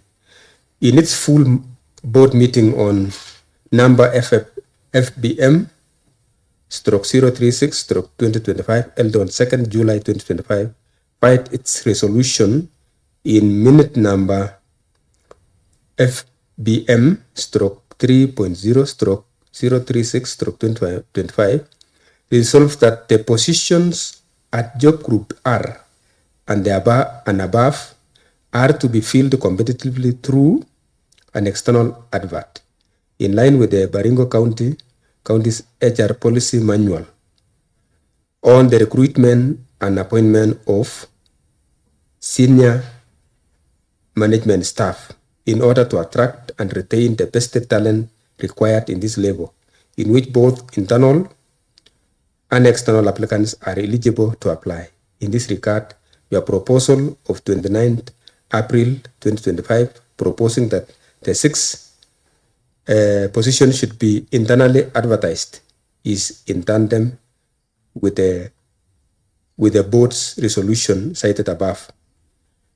In a similar decision, the board in its meeting held on 25 September reiterated its past resolution on the same subject as amply illustrated in its resolution number FBM/2.0/060/2025, in which the board noted that in addition, the 6 officers cited above, another officer in the Department of Youth and Gender, Mr. Dauti Aingwa, who also sought for a promotion to Job Group R, was also not promoted to Job Group R for similar reason. I think the board is aware of other requests. That is, I'm going on with another letter by other officers in other departments requesting for various positions, including application for promotion to Job Group R, who have been affected by the same board's decision cited above, and therefore the decision is not applied selectively to the 6 officers only. In this regard, therefore, it is to convey the decision of the board that the request of the 6 officers cited above and all other officers who have made similar requests for promotion to Job Group R that are said requests are not approved as per the board's resolution cited above. In view of the foregoing, the county secretary is hereby advised to identify all vacant offices in Job Group R and raise intents for advertising positions in priority areas at Job Group R competitively externally, subject to availability of funds. I think that what I was saying about contradiction is there was another letter, that's what I was looking for. There was another letter which you advised that it should be advertised internally. So there are 2 letters that the board wrote. One, the letter, the recent one is external. The previous one is internal. Yet these officers have been serving for the past 10 years or so. So I think as per what Honorable Sharon had said, we may not conclusively tackle this issue now, because actually we need to meet, have these letters written by the CS to you. You also wrote back to the CS so that we can be able to, because your first letter was internal advert. The second one was externally sourced.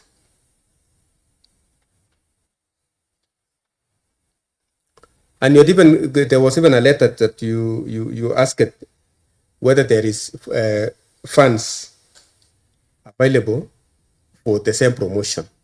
And indeed, the funds were failed.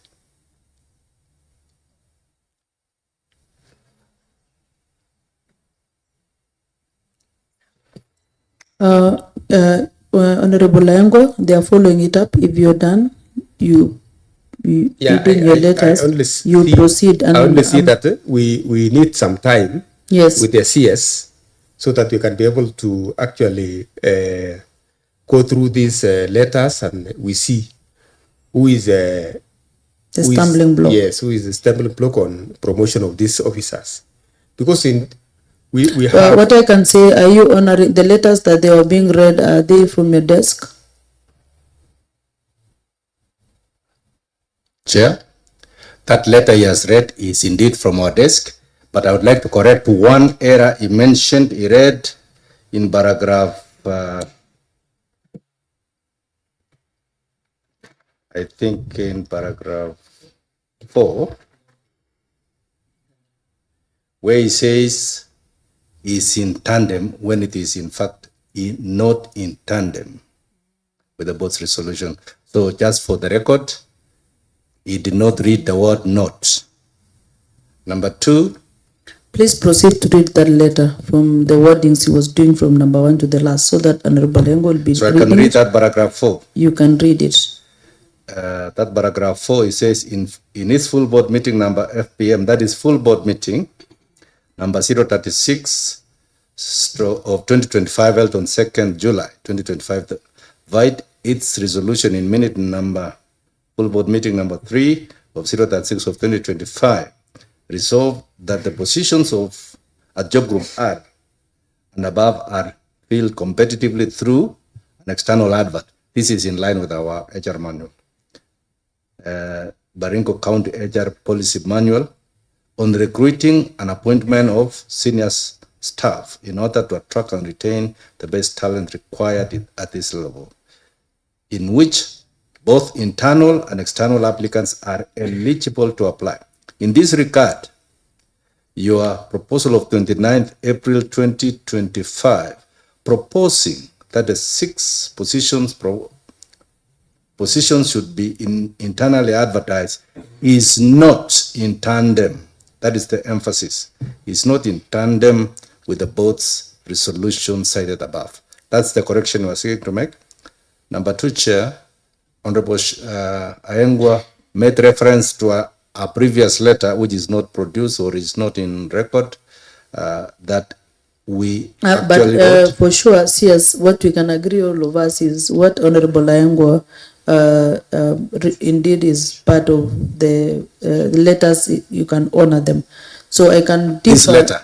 The letters he was reading, you said This you letter. agree on some letters. This letter. The only part is maybe you are punching, maybe not, or sure, such things. What I can rule, Honorable Ayangwa, as you said earlier, that we really need an engagement with the CS and the board and the committee, so that we are able to see exactly where the issue is and we come to a conclusion, so that we are an oversight team and you are the employing agency, and you have all what it takes to be. So probably we can discuss this again, probably into a conclusion of our report, so that when we'll be doing our report, we will have something to say about that. So I'm ruling it, Honorable Ayangwa, that during the session of the CS, probably we'll have that engagement. And also the agent manual. Do you have it?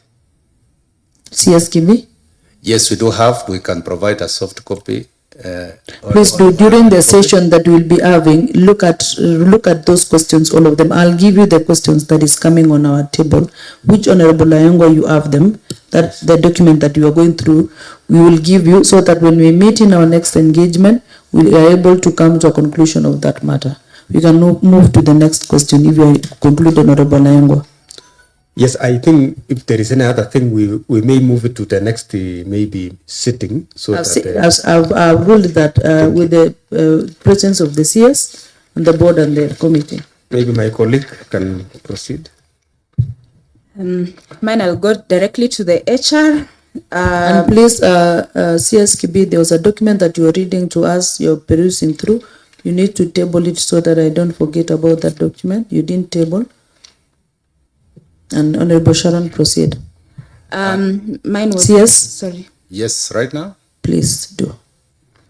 There's this issue of recommendation number 20, that the County Public Service Board should institute administrative disciplinary action against those culpable of malpractices such as sneaking of employees to payroll without following due process. That was a recommendation. There was a case that was there, that there was some sneaking in of new employees to the payroll without following the due process. I don't know if you've investigated that issue.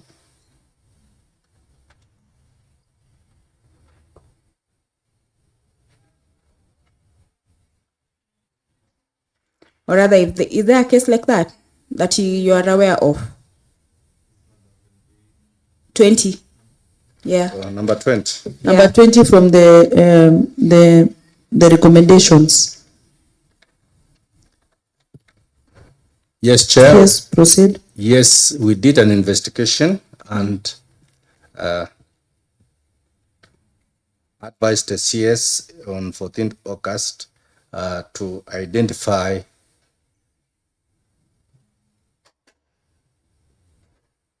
the persons whose contracts were irregularly extended, and to take action, because those contracts were self-executing and they should have ended when their contracts ended. Has that been done? Yes, it has been done. So there is an action that was taken by the CS? Yes, the CS should be able to report. Oh, so you're not privy of any information. You're not privy of any information in regards to whether that the actions taken against those the culpable staff. Not yet. Our advisory is for the CS to identify the persons culpable for extending such contracts. And are you aware that we mentioned those names here? In the last sitting? Yes, CSKB.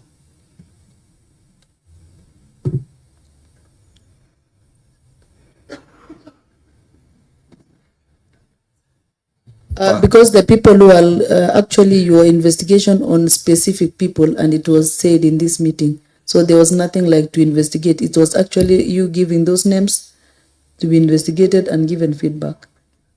You're not actually going to look for people who've done, we gave some names. We have done our investigation on the persons who were mentioned in the earlier report, and we gave our Please let the chair give us that information that he has. He's giving a factual information to someone who don't want to say anything. Please, chair, proceed.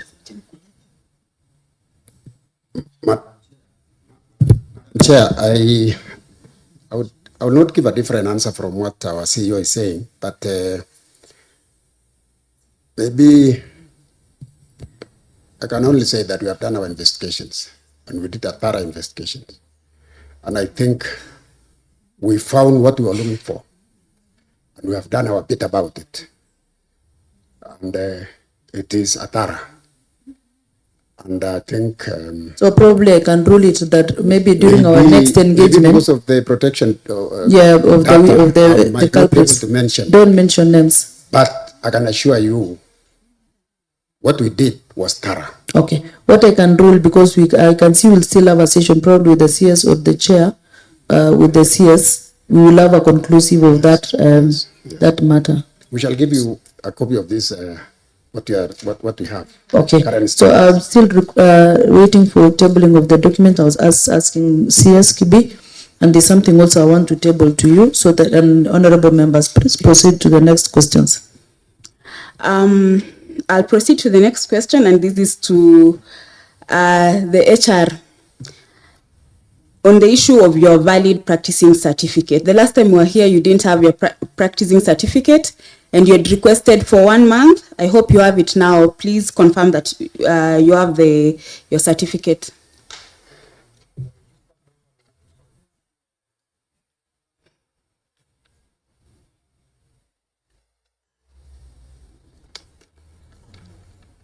Chair. Please, HR, Rotich, and even the board, you should be having those answers because he's one of your employees. Yes, Chair. I'm a registered member, fully paid, and my registration number is 2939. You complied? Yes. Good job. I'm also happy to report that my friend Ayabe, payroll manager, has a valid practicing certificate right now as an HR person. That was a very good thing. Now we had to push you until you get your practicing certificate. Continue renewing it. We don't want next year we go back to the same thing. Number 23 on Faith Kimngok, the officer who was working with the CS. We recommended that she be terminated immediately, as it was irregular, illegal, and procedural to have her in office. Service board, are you sure? Do you know whether if Faith Kimngok is still in our was it HR? It was HR office, right? I don't know if she's still there or she was terminated. HR, proceed. Yes, Chair, as indicated here earlier, Kimngok never came through any process. And by the time we were finishing the meeting here, she had gone back. Just answer the question that she went back to a working station. As simple as that. I'm happy. She's saying by the time we were done with this meeting, the person who was illegally in our offices went back to where she belonged. That is good. And not even that, Honorable Sharon. Yeah. Also, there's also the one who was in procurement. They went back to the national government at the DC's office. Yeah. So you did a good job implementing our report. Thank you, Chair. Last, on my part, further investigation should be conducted following the variance between the casual workers presented by medical superintendent and the hospital administrator at BCRH. Those found culpable of irregular recruitment of casuals and procedurally should face an administrative action. Service board.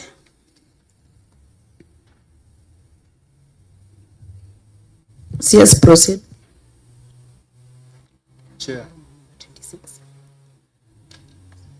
Chair, in the last sitting, we made a request to the committee to be furnished with those varying lists as provided by the two officers for purposes of comparative analysis and recommended action, but it was not brought to our attention. We didn't get the two lists, so we were not able to reconcile any such lists. Chair, we did not have any action to take on information that was not supplied to us. So probably, Chair, I think we have the information. The clerk can confirm that we had a list that was presented by the maid soup and the other one that was presented by Cheronge. So we need to look at those two documents. And we wrote to the committee. Yes. Through the clerk to be supplied with the information. Chair, so probably you can give direction on that. Our clerk can confirm that we have the list from the PCRH. Probably maybe we can hand it over because it's an official document. Yes. We can give them a copy. Yeah. So that maybe when they are getting the other copy that they are saying they are going to request for that copy, it will be a reference because you have that copy of the casual workers from the PCRH. So we can give that document from our end so that when you will receive from the other side, if there's an additional, you will be able to question about the additional. All right. Honorable Sharon, are you okay with that answer? I'm okay with that answer, only that they need to give a time frame so that we a time frame. Commitment.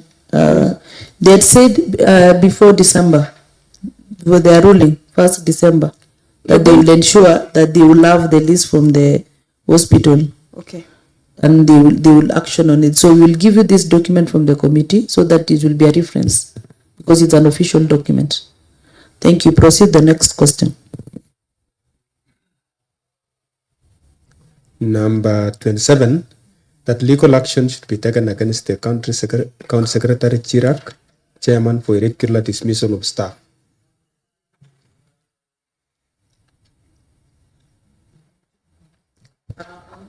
On that question, on that recommendation, I think it was about the revenue collection staff that was dismissed without due process. So probably maybe they can give us an insight. Did they follow about that information to get the complaint after we from this committee? We raised those concerns and you had to follow it up. Did you manage to follow it up? Concerning the revenue, they were from the revenue. The staff were from the revenue.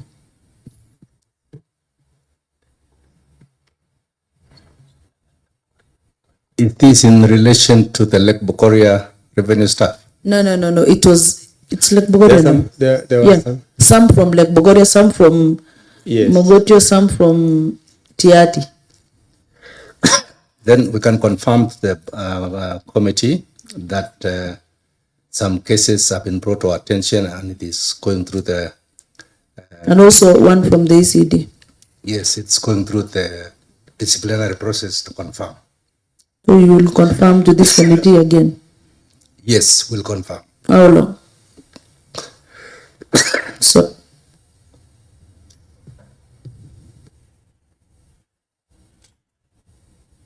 There is a... Chair, proceed. Honorable Chair, the question is not very clear because I wish they could mention names so that we have handled so many of these cases. But I've supported it during our last meeting, so probably maybe you can ask from this committee to furnish you with the said people you are talking about. Please. So we will ask our clerk in the end of this session, you will get the list. Yeah. Thank you. Or rather, the ones, actually you say their list that you have, but you are not sure if they are from this committee. So probably when you get the list, you will get to know the one we are talking about. We proceed, Honorable Sharon. Thank you. This is an issue of the legal action against the county secretary for irregular dismissal of staff. I don't know if at what point we are going to handle that, the workers who are working under him, who were taken to Kabartonjo and they're not getting their salaries. But it's still okay, they can answer that as an, probably maybe an answer that has popped in from here. You can still answer that question. Once it's done, or? Once Honorable Engo is done, you can pop in with that question so that we can move. Okay. I'm through with number 27, Honorable Chair. So she can ask that question before you move to the next question. Yes. Okay, Sharon, Honorable Sharon. But if you're adding on something that we have made a ruling about the disciplinary action that was taken, dismissal of staff, if it's the same, then I've ruled against that point. Chair, there were issues of employees called Christopher Kibogong, Frida Chebet, and John Cherotich Chelimo. I'm sure CS Kibi, you can remember these employees and the recommendation that, so these employees were previously working with the deputy governor then, who is the current CS, and they were deployed, I feel like they were thrown actually to Kabartonjo, and one of them is working as a chef, serving in Kabartonjo Sub-County Hospital. And he's not a casual worker, he's not an employee, he's just there, but he's serving people. You made a recommendation. This is an issue that was brought into your attention, and you made some recommendations. Perhaps you can tell us what recommendations you made, and then we can follow up with questions. Through the chair, I think that could be our recommendation in memo written to the CS on the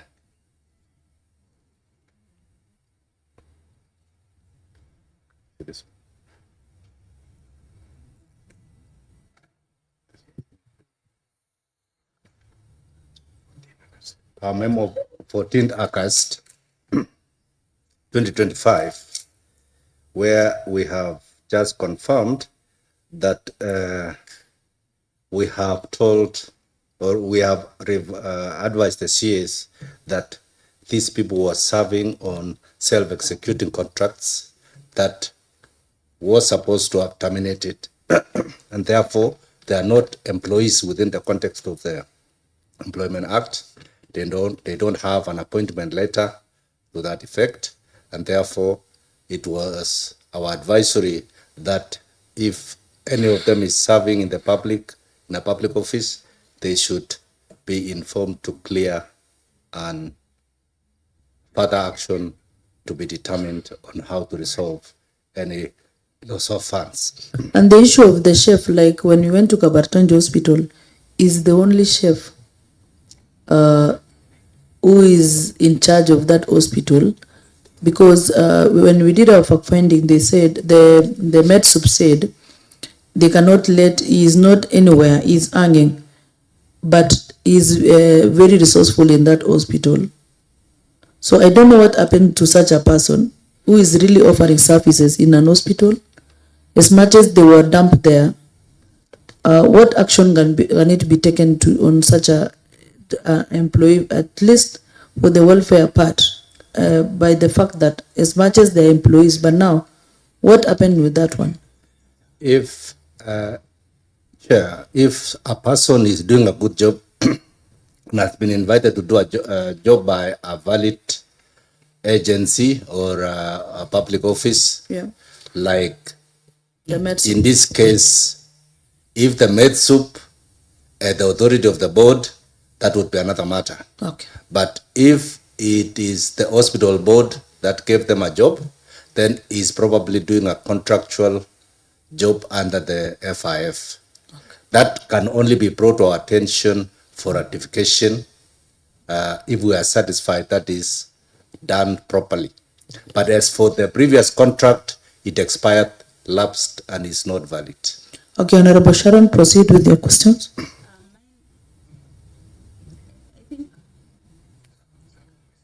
I think legally, These people, while their contract came to an end, they've continued and they are still continuing to offer services. They are. Isn't that the case? Like this chef is still there working for Baringo people. Perhaps in a different capacity, through the chair. Different capacity. Perhaps through a different capacity, because if they don't have an appointment letter from the board, then they are not employees within that context of employment. So let me ask you, Chebi, so that we can clarify this matter. These employees were working with the deputy governor then, who is the CS. Once their contract came to an end, while I understand that there was those who were retained and they're still working, the executive. These ones, they were told, I don't know why the CS made that decision, but told them to go to Kabartonjo. This particular one, the chef, is working in Kabartonjo to date. So why would you punish this individual, this person who is working and continue to offer services, rather than punishing or having recommend disciplinary action of the person who caused these problems, who is the CS? Why are we subjecting a poor person into problems again? CS? No, the chair.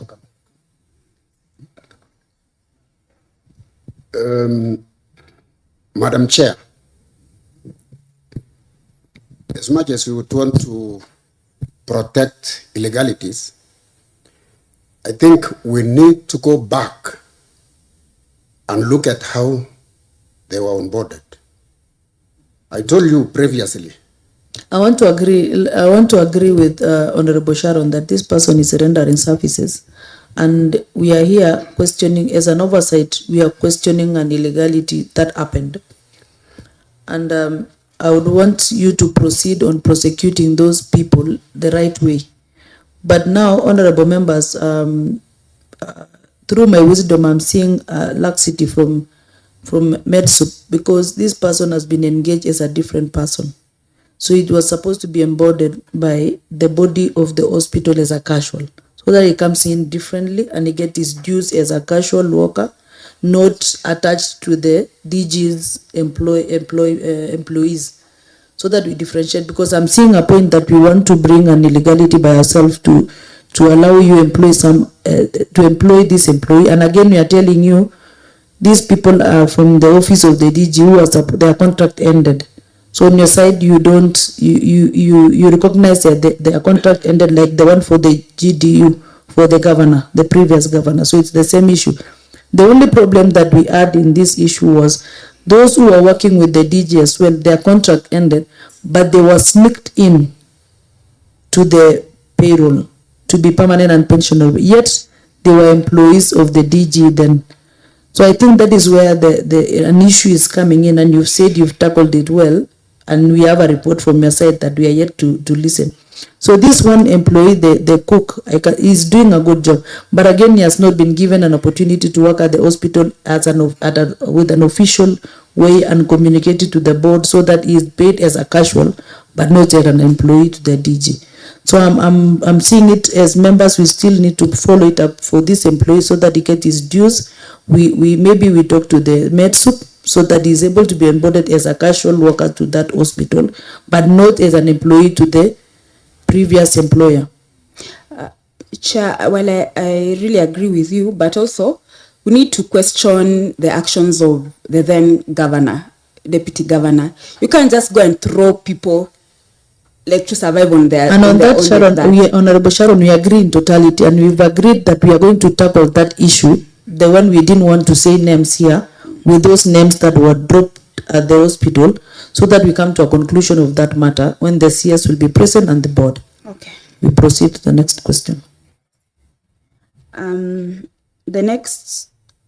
next question was that legal action should be instituted against the county secretary who discriminatorily extended contracts and converting employment terms of the employees who are working under the office while was the deputy governor. This is the same thing.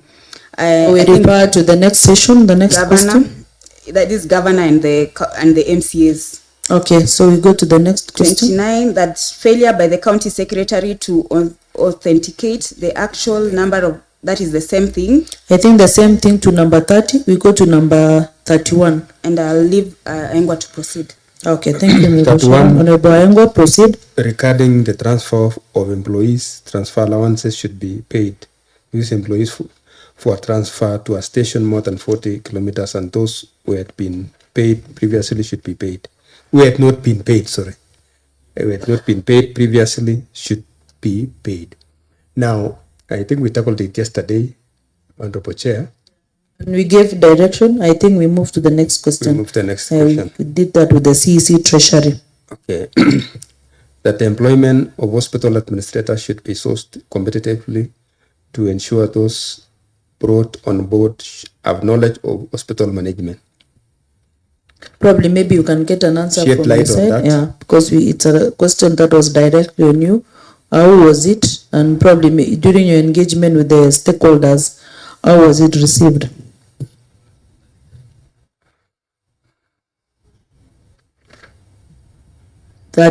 Question 32 and question 33, because I can see they are all from the same, it is the same question. So you answer 32 and 33.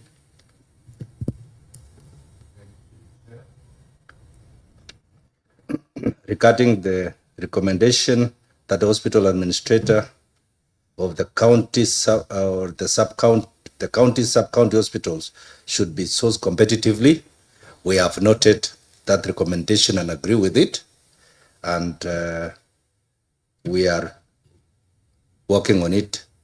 You can regard it as work in progress.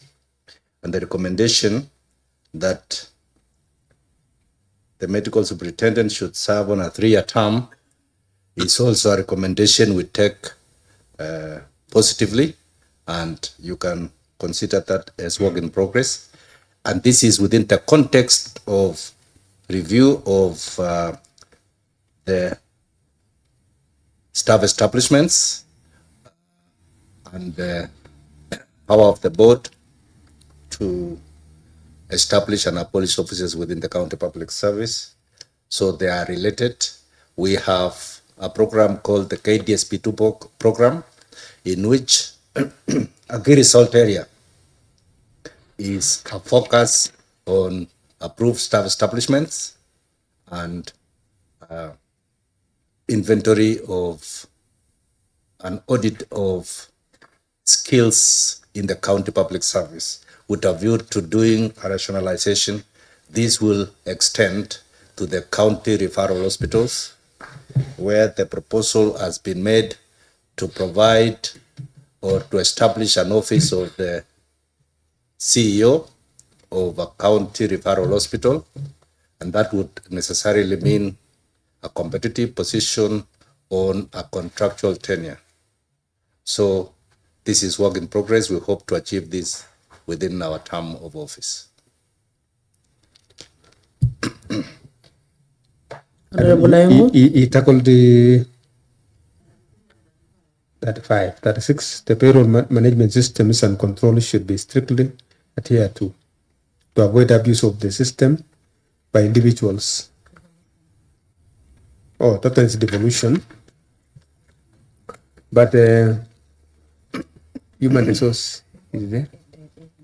Yeah, I think Chair, let our human resource answer that one. 35 or 36? 36.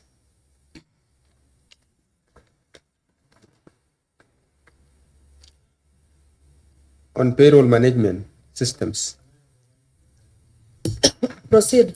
I think, Chair, is it being pointed out that we answer 35 on the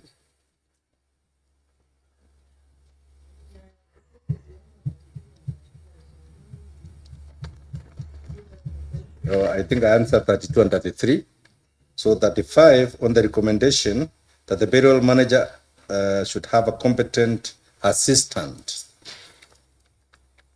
is also work in progress, because we are now revising or working on the staff establishment with a view to establishing such a position to ensure that the levels of approvals are also not concentrated on a few individuals, and for succession management as well.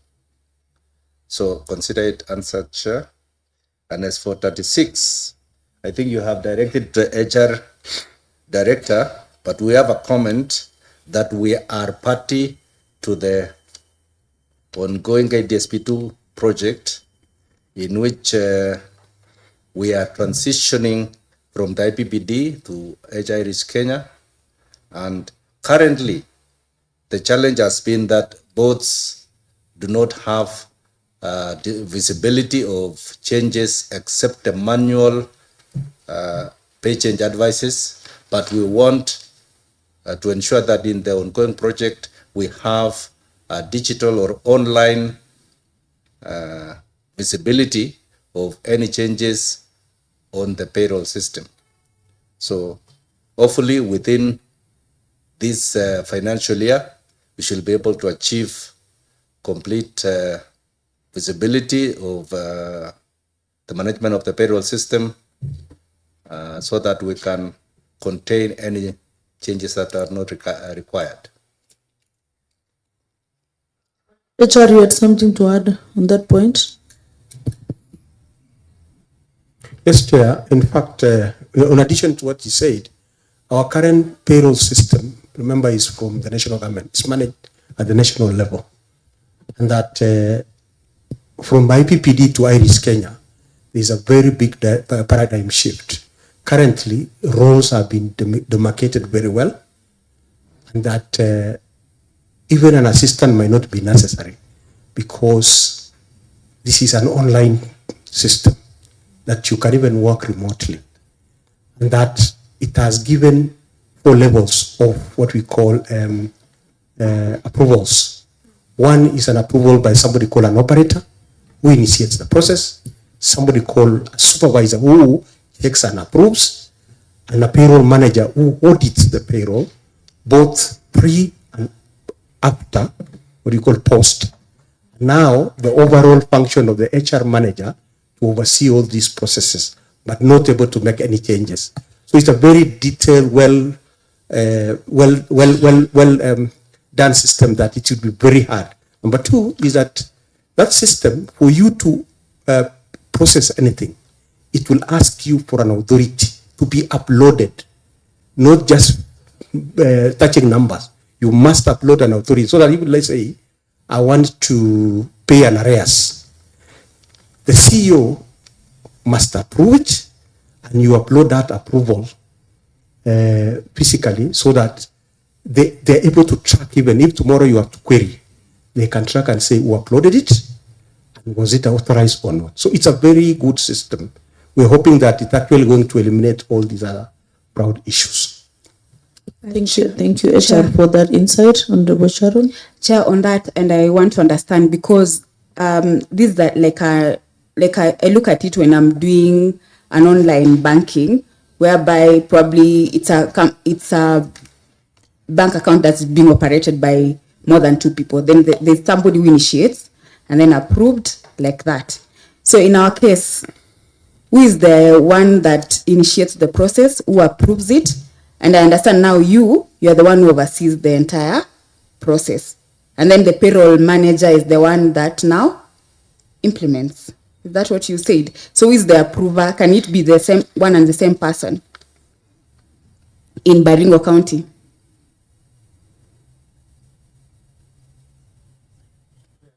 Chair. HR, you proceed. You keep on keeping the mic to Sharon, Honorable Sharon, then the HR, because they're having a... Chair, this system, as what we have done, like for us, is that there are 2 officers we have appointed who are called the operators. Okay. Their passwords are there to their own, such that when they initiate a process, if I want to check who initiated the process, I can know the person by name and their designation. Okay. Then there is somebody called a supervisor. We have 2 officers, and we are paired so that one approves and the other one initiates and the other one as an operator. Then the work of the payroll manager is to approve any arrears, okay, and audit the system. Now, the HR manager, the manager now oversees all these processes. Okay. On top of that, Chair, maybe I never added, is that this system now is being integrated to even, we will be using it to pay salaries directly to the bank.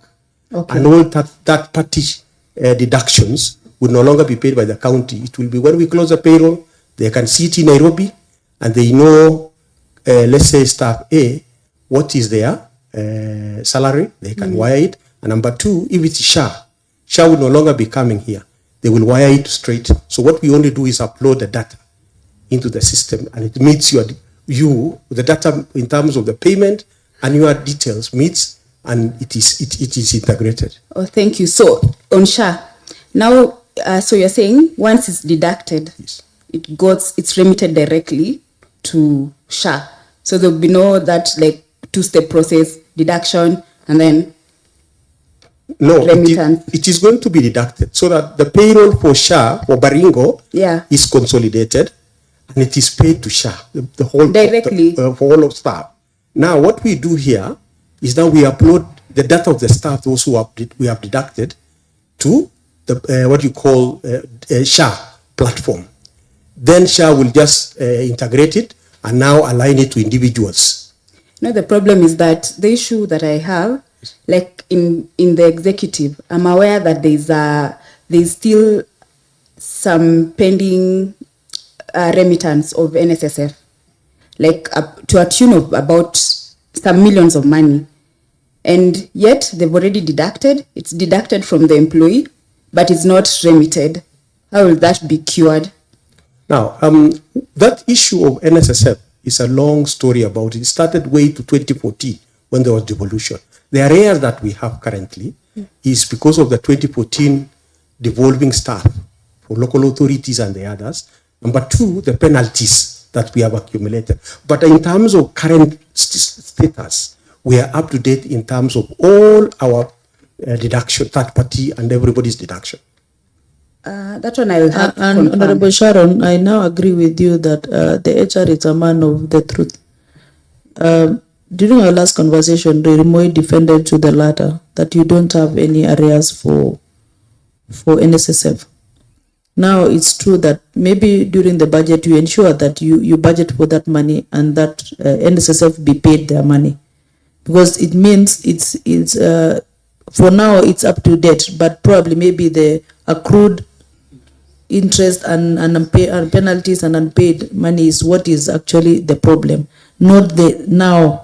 It's a case that is not for now. It's a long-term case. So probably maybe Honorable Sharon, I saw you had something about NSSF. Was it is it from now? It's a case of now or 2014, 2015, 2016? This letter is for 22nd October 2025 from NSSF. They're saying that further to the office letter dated 29th May 2025 and reference number that in relation to the above subject, kindly note that the arrears have accrued more interest as follows. So there's an interest of unpaid contribution is 2 million. Accrued penalty is 10 million. I agree with you that outstanding penalty. The penalty is more than the amount that is being paid. Yes, because it's an issue of 2014. Wow. So that is crazy. Can I have the yes, Chair? I can now recall the issue of those 2 million is a dispute. Address the Chair. Yes, Chair. The issue of the 2 million is a dispute we have with NSSF. During the second regime, we did not remit NSSF for state officers, simply because there was an agreement between not LAFAN but CPF. CPF, they were not deducting NSSF. Even when I joined, when you are in contract, or when your remittances are being done to CPF, we were not being until when the president gave directive that everybody must contribute NSSF. So we are having that dispute because there was an agreement then which now is becoming an issue. But I think we are sorting it out. Okay. And we have had almost 3 meetings with them. All right. Okay. Thank you, HR, on that. I think I'm satisfied with the answer. If you are up to date with the payment of NSSF and SHA, that is okay. The payroll system is going to work better going forward. And then lastly is on the issue of that dispute that you have with NSSF. Please sort it out soon. Lastly, on my next question was perennial renewal of contracts should cease and they should be confirmed on permanent and pensionable terms. I don't know, the board, what plan do you have on confirming those one on contracts? How do you have a laid down plan of ensuring that you progressively put them on permanent and pensionable basis? Like, I'm sure this cannot happen one-off. It should be something that it will take time, but it must happen eventually. Do you have a plan?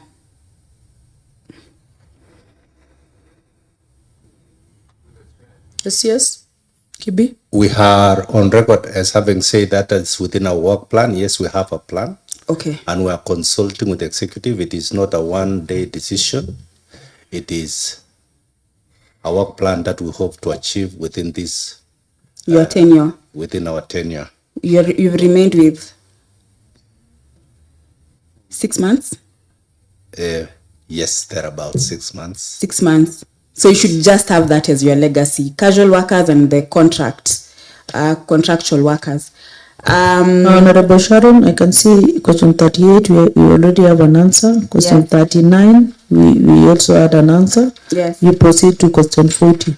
On the test pumping unit, the TPU, and the drilling rig team be considered for formal employment due to their pivotal role in the Department of Water.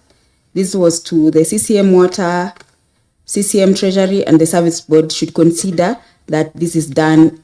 It was to be done in the 25-2026 financial year. And even as you answer that, because number 41 touches on the same employees, on the issue of rig operators who got injured in line of duty to be compensated under the WIBA Act of 2007. Those are actually the last 2 questions. And then I'll add one more. And probably we have an answer from the CCM water. And they gave us a way forward that they already initiated the process and they didn't go through to 2025-2026, but probably maybe in this new budget, they're having something that they've put for these employees. Probably maybe we can ask the board, when you receive their recommendations or probably their request, please you may fast track so that they be able to be put on the insurance, the WIBA one, because they said they have to go to a process to the board and then back again so that the issue is implemented. So I think those 2 cases were answered. And I think you will not have an answer from my side because it was them who said they've done that procedurally. Probably maybe you can tell us if it's already on your desk or probably still on the way coming. Chair, yes, that is our role to approve when it comes to our desk. It's not yet on our desk, but we are aware now that this question was asked and we are liaising with the departments to ensure that the indents are raised and approved procedurally and most importantly budgeted for. Thank you. Lastly, Chair, if you may allow me, I want to ask questions of Mary Chepsergon Chumba, Matthew Kipsorno Chebet, Lux Kipchirchir Tutoek, and Dennis Ruto. So what had happened, they were working and then their contract came to an end, but they were assigned duties and they continued to work. And you understand the law, once your contract comes to an end and then you're put on to another contract and you're getting salary, you know what that means, Kibi. What is their fate? What is the fate of these young Kenyans and the daughters and sons of Baringo County? Chair, Proceed, CS. I think as previously answered, contracts once expired are self-executing and they can seek to work in the county in another capacity. So if any one of them has been assigned any duties, perhaps it is just to come to our attention that they have made a request to that effect, but we have not reappointed them in another capacity. But perhaps some of them are working on the instructions of officers who knows how they are compensating them at the moment. So, members, I think this is an issue. You remember, Chair, the contract lapsed on 31st of October 2024. And then there were, and I would request Dr. Stella to answer this issue because she knows. The officers were assigned duties up to date. And then additionally, the officers applied for renewal of their contract and it was copied to the service board and then through the CS and copied to the governor. Charles Kipkule, who was then the chief officer of devolution, requested for their renewal through the CS a month before the end of their contract. All these things were done after appraisals were done and communication done to Director Mr. Tube. So you see, there was an history. There's something. They have a legitimate expectation. They have a legitimate expectation for getting their contract renewed. Probably you can answer that. If it's something that you need more time so that we can tackle the next time you're coming here, please let us know.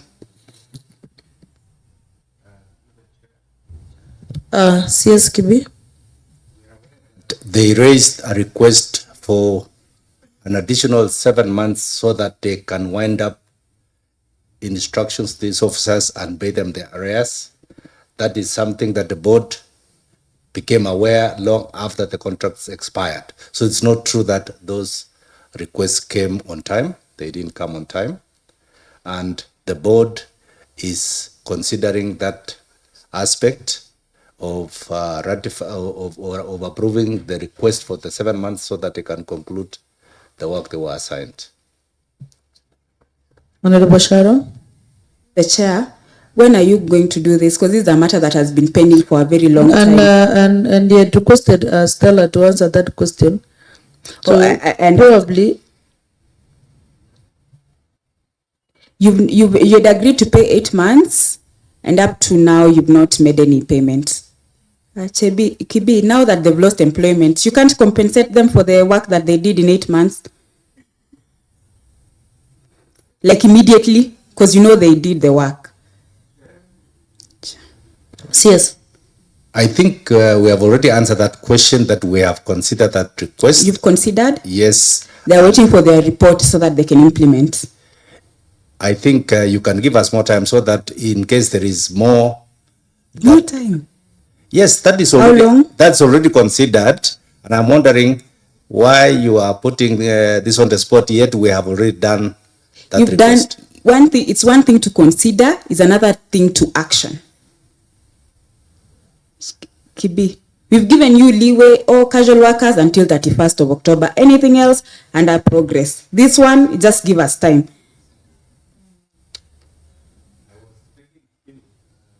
I was telling your queue that if you require more time, you can request for more time. But we did actually approve the 7 months. You did? There's a letter approving that? That is the reason I am taking your cue, that you give me more time to furnish you with those information. When can you do that? Tuesday. Tuesday? Yes. Chair, they've confirmed. Chair, they've confirmed that they've already done the approval and they are going to furnish us the letter on Tuesday. So we want to know where the problem lies.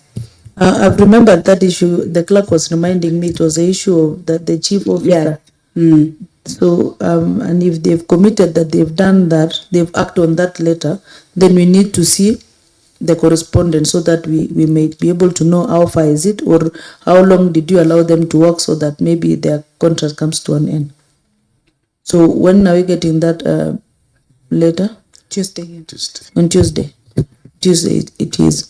Members, we've come to a conclusion. Honorable Laengwa. Yes, as Honorable Chair, as I applaud this service board for the recruitment they did on enforcers, I think there is something that is emerging, and I would like our human resource officer, when were they appointed? The enforcement officers. Be on record. HR be on record. They got the letters on 14th, and we inducted them from that day. 14th what? 14th of July.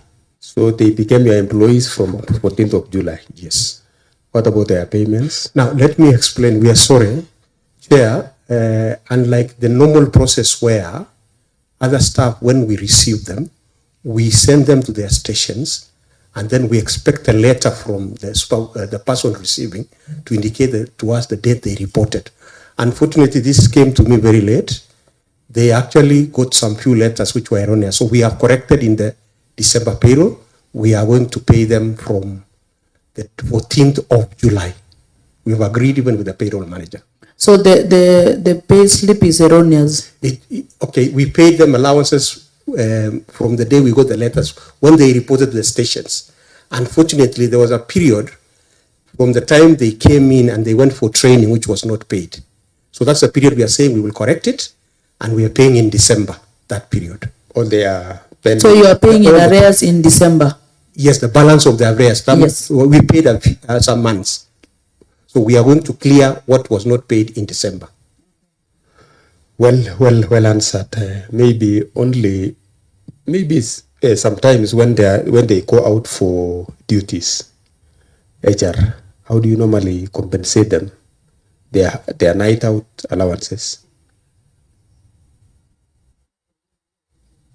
Chair, every employee within the HR manual, when they go out for an assignment or duty, or they're on duty, they are paid per diem allowance. There are rates which are established, and before officers are sent, the respective chief officers are supposed to seek out what you call payment from treasury. And for for that case, they attended the celebrations. Can you answer that? Have they been paid? Chair, I got that information the other day. We are actually discussing with their supervisor, Seremo, what happened. And I'm assuring you that we will address, because I wasn't aware. What I expected was that every officer, as a welfare person, that every officer should be paid as per the HR manual. So we are discussing and getting a solution. And my advice, human resources, let the payments be made. Honorable Henry, Honorable Sharon, Consol in Lawtons. Let the payments be made to their accounts, or in a way that it can be accounted for. Chair, in fact, the law requires that when you're paying per diem, you're supposed to pay an officer. And when you make a requisition, you are requisitioning it in the name of a person. That's what the law says today. So unfortunately, I don't know why we have a problem with the enforcement. We are trying to address it so that in future that doesn't happen again. Okay, because we don't want to start another. I thought these new officers could begin with a new slate so that we move on smoothly and we corrected the past mistakes. So let's not also create more other mistakes as we employ the new officers. Make a comment to that so that you make a conclusion, Honorable Sharon. As I make my conclusion, there's no name that we've mentioned for nothing. That is what I want to say. There's no name that we said, oh, there's no personal vendetta.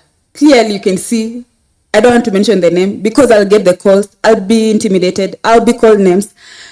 These people that we are calling them and calling out their names, they are making mistakes. And there's nothing that I'll gain if I call you out for no reason. I'm calling them out because they're making mistakes. And yeah, as I make my conclusion, I want to thank you for being firm. I want to thank you for remaining as you are. And as a daughter of Baringo, not even as an MCA, I am extremely proud of you. I'm extremely proud of you for standing with the truth to the end. And to Aengwa, thank you. MCA Kipsaraman, you've stood for your people. You've stood for Baringo. And God sees what you've done. May the Lord bless you. And to our clerks, thank you so much for giving us the support that we needed. We could not have done this without you. And for the board, thank you for coming. And the HR, my favorite witness because you like telling the truth. Thank you so much for always coming and helping us find solution. To the board, make a legacy for yourself. Casual workers, the contractual ones, the promotions, the transfers, let these things be sorted. I know that they are not easy things, but we are here to help you. Hata kama tutabaki tukiwa nne, tutasukuma tu hadi mwisho. Otherwise, Mungu awabariki sana. You want to add on something, or you want to make your conclusion remark? Conclusion remarks. I would have, she jumped the gun because I would have wanted probably, we have people who have never spoken throughout the session, and probably they have something to say, or probably maybe the chair want to say something so that you be the last person. So from where the chair stands, if you have nothing to say, we go to Kibi, we go, because this is our last session, maybe on live coverage, or probably we'll still have another one. But I would really want to give you an opportunity. If you have something to say to this committee or to the people of Baringo County, you have an opportunity. Proceed from the chair as we move this way. Honorable Chair, just want to echo what Honorable Sharon has said, that I wish to thank you very much for the balance undertaking in which you have chaired this session. What we are discussing is for the good of the people of Baringo, whom we serve. They are our clients and we are their servants. I also want to thank you because today I want to say that the session and the atmosphere is friendly. Last time we were here, some people were emotionally and psychologically injured because the environment was extremely toxic. So thank you so much that today it is very friendly. Thank you so much. On that note, Chair, probably maybe on that point, we had just came from a very difficult fact-finding moment. Even as we came from the crowd crying here, we were so emotional. And probably maybe if we were able to make our points in a manner that made you feel like we are toxic, we didn't mean that. It was because of the things that we went to the ground and found them, and we came here when we were so emotional, and all of us came facing this committee thinking that it was because of the benefits of maybe me or my members, but it was not that. It was because of the things that we found on the ground. And today I am proud daughter of Baringo because we've at least make a step, and we've actioned on our recommendations, which means you trusted on our process. On that note, if you felt that we went wrong by asking questions, maybe in the manner that, because we were trying to ask questions and people were becoming, so we had to push you to the wall. And I like the fact that you were pushed and you answered questions and you still actioned them. Kibi, have the mic. Thank you, Chair. Yes, to the committee and the entire assembly. We are thankful that the process is now looking rational and ending on the right notes. Initially, some of us felt that we were being accused without But facts. now, members of the board, I didn't give you an opportunity to throw words to this committee. right. Probably, maybe you felt, and I've said it when the chair made his comments, and We'll I make think it he should end it positive. from that. We make it not positive, but at least say something that you are not pinpointing. The chair has made it a point. He's your boss. He has said it, and I've made the Correct. point on that. So there's no need of repeating Okay. again, so that we end this issue again in another feeling right. or in another different Thank you. atmosphere. Let me go to the next audience that is probably watching us. Our employees in Baringo County Public Service, people we serve with dedication, with integrity. Sometimes some accusations come out without any facts. Some may be imposters, and in fact, in this county, just for the record, some of the information could have been based on conjecture or suppositions, because there are people who are imposters out there. Especially whenever we are in a recruitment process, there are people out there who are impersonating the board. And some of them, I am putting it on record here, like the last time, we had to provide an OB record to show that some people are impersonating members of the board, especially whenever there is a recruitment drive or whenever there is a promotion. We are telling our employees, please beware of any imposters, check the facts, do not take it as the truth without checking with the board. The board is impartial, the board is here to serve you, so we want to assure all the staff in the county public service that everybody will be treated equally and equitably. If you are a person with any disabilities, the BWDs, we have heard you. We always look out for you. We give you the pedestal of equity to ensure that so long as you have the minimum qualifications required, we will always look and ensure that you have an equitable opportunity to access to employment. All those marginalized and minority groups, we have been to Senate. We are doing our best to ensure that there is a balanced approach to all recruitments. So we are inviting members of the public to work with us to ensure that if you get to hear of somebody impersonating the board or trying to make unjust gains using falsifying information, please bring it to the attention of the board. We will work with you and ensure that any culprits are apprehended. Some of us work ourselves out even to the middle of the night to ensure that we meet deadlines. For promotions, it is underway. And we have talked to the unions. We have had a meeting with several caucus of unions just last week, and we have assured all of them that there is no favorite class of public officers in the county. They shall all be treated equally, and all staff who are eligible for promotions shall be promoted. And we thank our treasury for ensuring that they have worked with us on this to ensure that there is availability of funds to ensure promotions are done.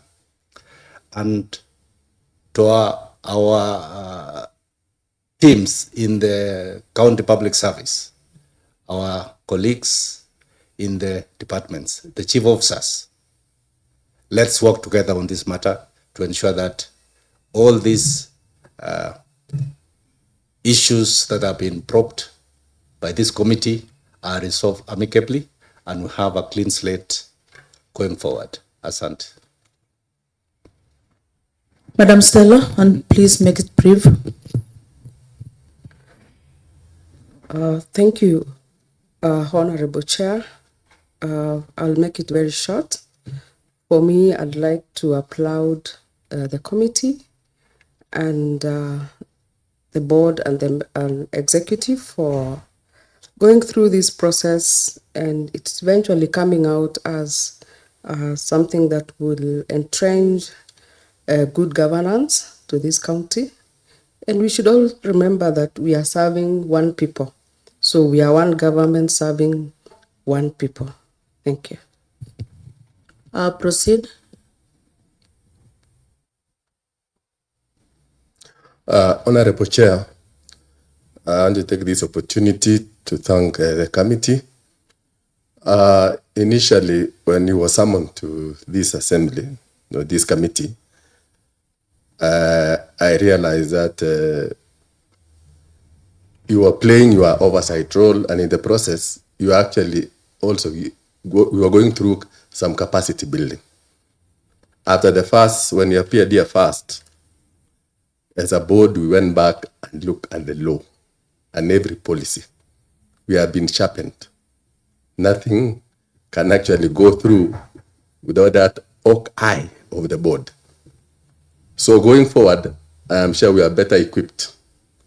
And even, I know this might be the last, or even you said we might come for one, but even in future, I don't think I have experience to face any panel as a member and answer questions.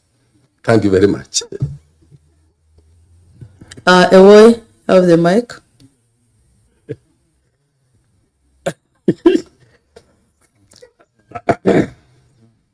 I don't want to stand. Honorable member, honorable chair, and members of the HADO committee, together with the MCS present, I want to thank you all for this particular session. When we were coming, I think what I will only say is only one word. This thing came late. I think this HADO committee should have been formed 3 years ago. The county would have had better services. I want to thank you members, and specifically my member, Sharon. Thank you so much. You've done our county proud together with Madam Chair. I'm happy of you people. You do not know how much you've saved this county. It only came late. But nonetheless, I think going forward, it should be on record, this answer, that you should be starting your oversight role as soon as you just come in. You are an old member in this particular assembly. You ought to have up your game and come early so that the people of Baringo get better services. This lady, the two ladies in the house has done the county a lot of proud. I'm happy for you people. Thank you and God bless you. Next, you can have the mic, but at least Ewoy, better late than never. Have the mic. Yeah, let me reply something. The earlier on there was something that came, but all, and we mentioned adversely because of what was trending and many things just happening. But that's what under the bridge. So now we are just good members. Thank you.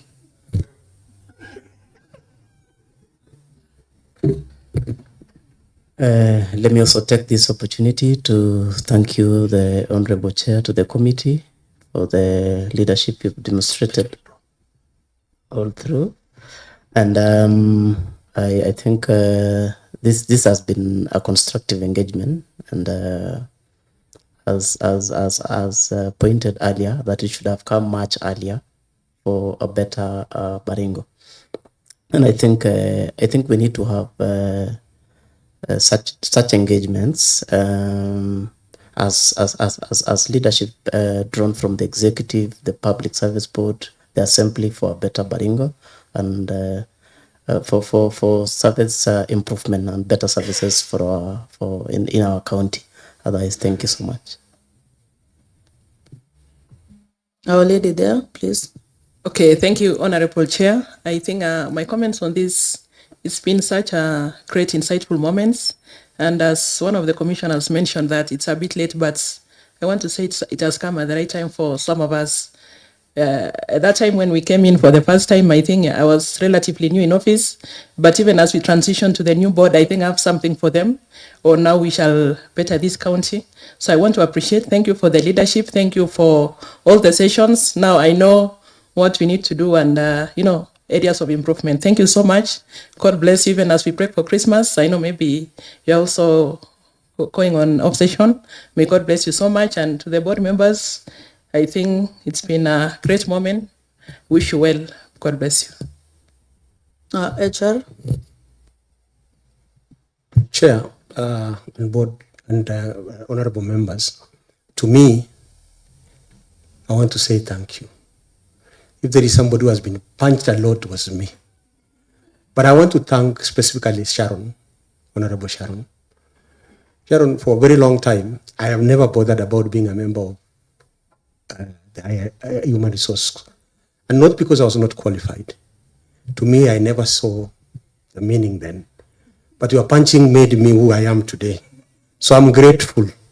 Chair, I know we had never met. And at one time, I almost gave up in this process. I was actually contemplating asking to be transferred in the department. But there's one thing I go home with, and I want to thank this committee, that most of the things you have been prosecuting here, I think some of us have stood for. I think that we have always tried to push, but it has always been challenging, especially where resources are required. I hope some of the recommendations majority of the recommendations that we are coming up here will be implemented, because for us in HR, we carry a very big burden. The worst of all, one of the areas which I would want to request this board, as you go and as you go and settle, is we have a lot of challenges in terms of the welfare, especially on medical aspects, medical grounds, medical benefits for staff. WIBA, which we mention here, we have no money. Group life, when you die in Baringo, is like a dog who has died. Those are issues sometimes I fight so hard. I push a budget, but I don't get the money. So as you sit, look at benefits for staff, and especially those who we lose in service. These are people who leave families behind. And when they leave families, they live very destitute lives. Because we have no group life, which would have compensated them. We have no WIBA for injuries. We have no group, group personal accident.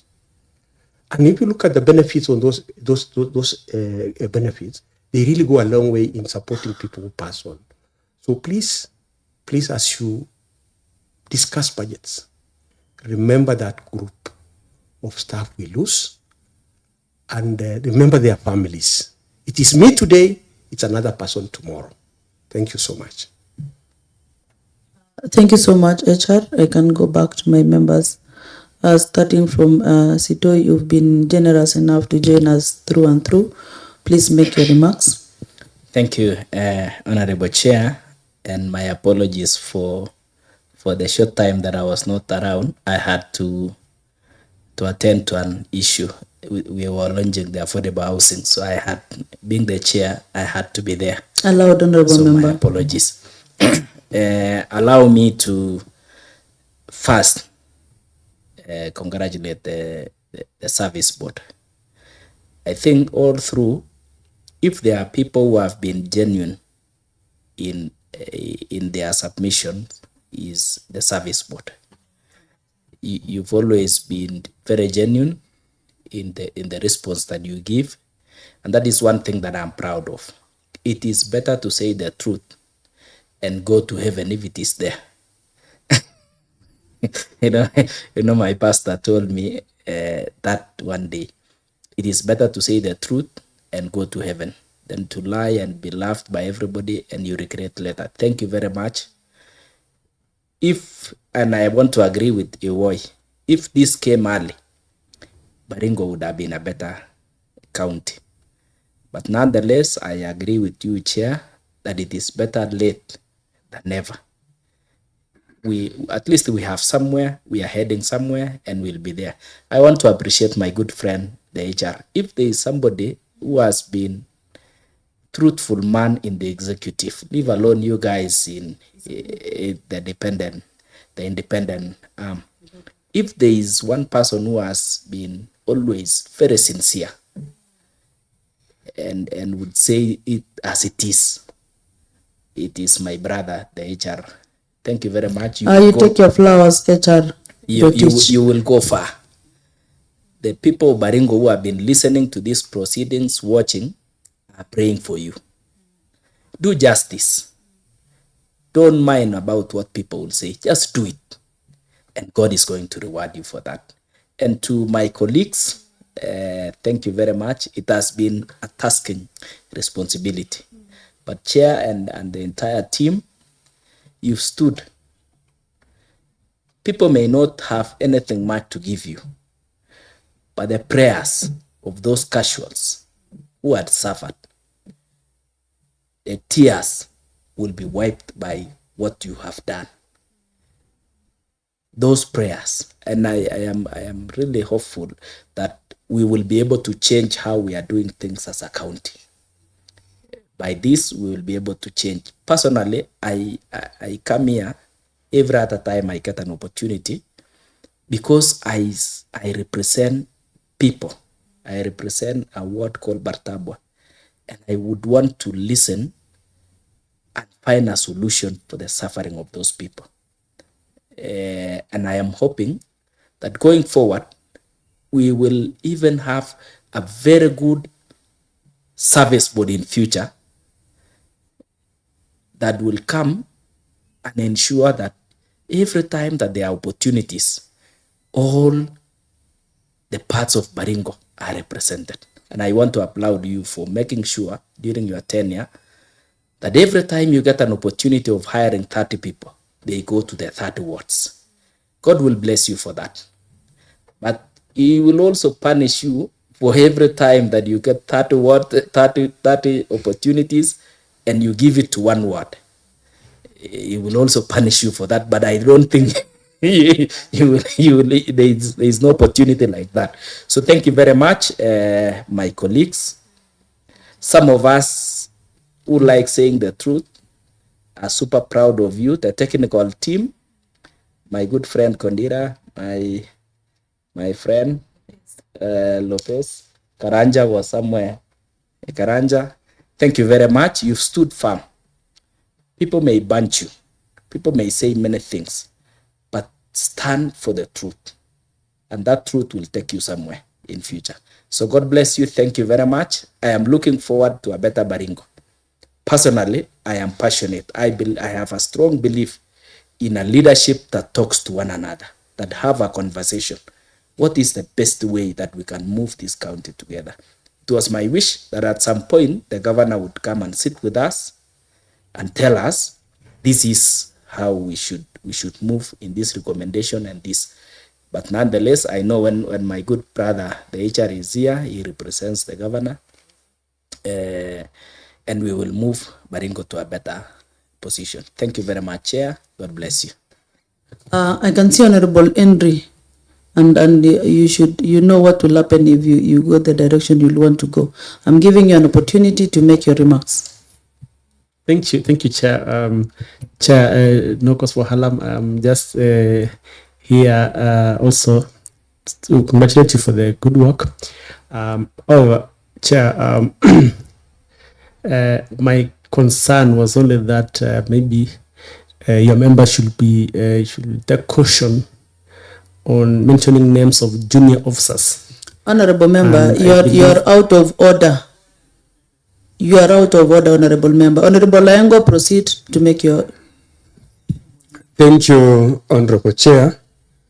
I think mine is to, first of all, wish our CS, Chepwony, quick recovery. As we've heard, he's not feeling well.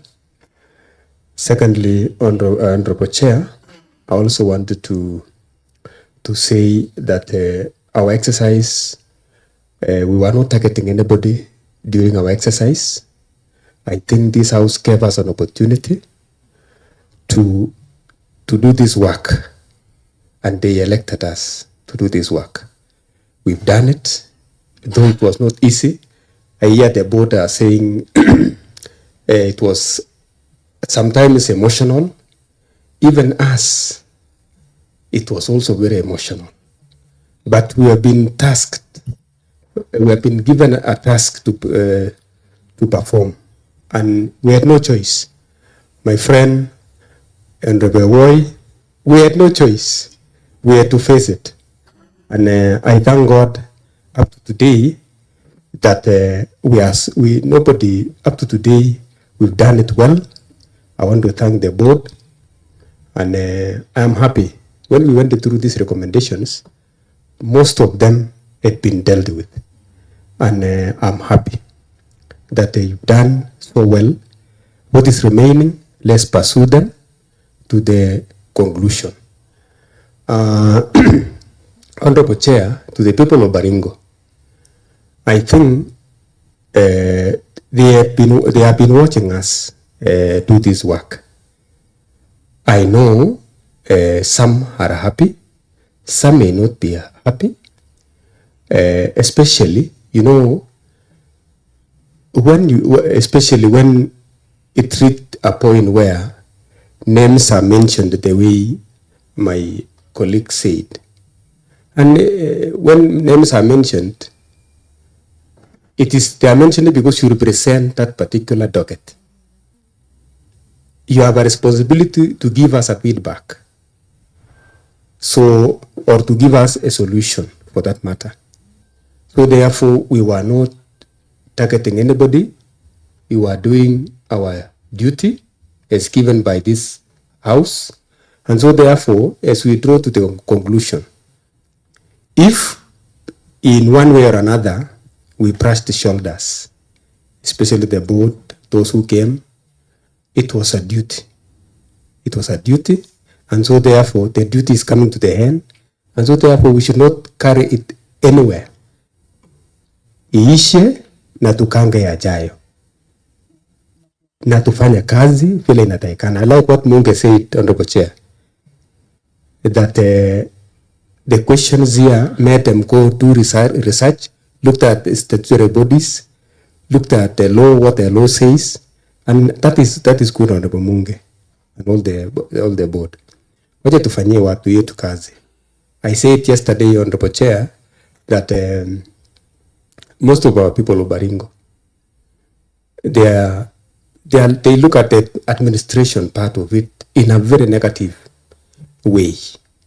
And this is the way to build that positivity so that they can have also positive look at the administration of Baringo. Otherwise, I will not have much to say. I'm looking forward to concluding the few other things that are remaining, and we bring it to this House. It's upon the House to see what to do with the report that we are going to bring. Otherwise, we've done with our part, Honorable Chair. Thank you so much. Thank you so much, and thank you so much. Asanteni. To the members of the board, I want to say thank you for coming to this session. But because if you are not here today, we would have not done anything. And to the witnesses who were here previously, I want to say thank you as well. And to my members of the committee ad hoc, I want to really appreciate you for trusting me to lead you in this committee as the chair. We've gone through a lot as members, and I assure the people of Baringo that we were candid about the responsibility that we were given. And we did our own fact finding, and the tears that you saw here, the push and pull, is because of the feeling that we had as members. It was not personal and it was not intentional.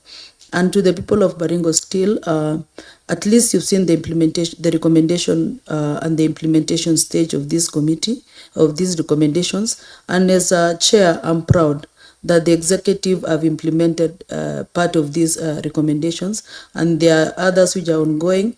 And to this level, the committee have done what it was needful.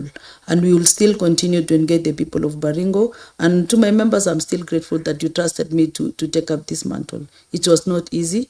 And I will tell people, leadership is not about just standing on that period only. It's traveling the journey to the end. And it's like a soldier. You keep going, even if you remain alone, you keep going. If you die, you die. And to my members, this is what you've shown. And I'll tell the people of Baringo, there's a lot in this government. It's late, as alluded by Ewoy, but I know it's never too late because we've done a bit of this, and I'm sure it will be historical. It will be followed. in the new government that will come in, it will look at the injustices that the people are going through. And I'm sure even the members who will come to this house in the near future, they will emulate what we've done today, and the county will be better as we move forward. I'm so proud of this session. I'm so emotional about it, and I don't want to add more.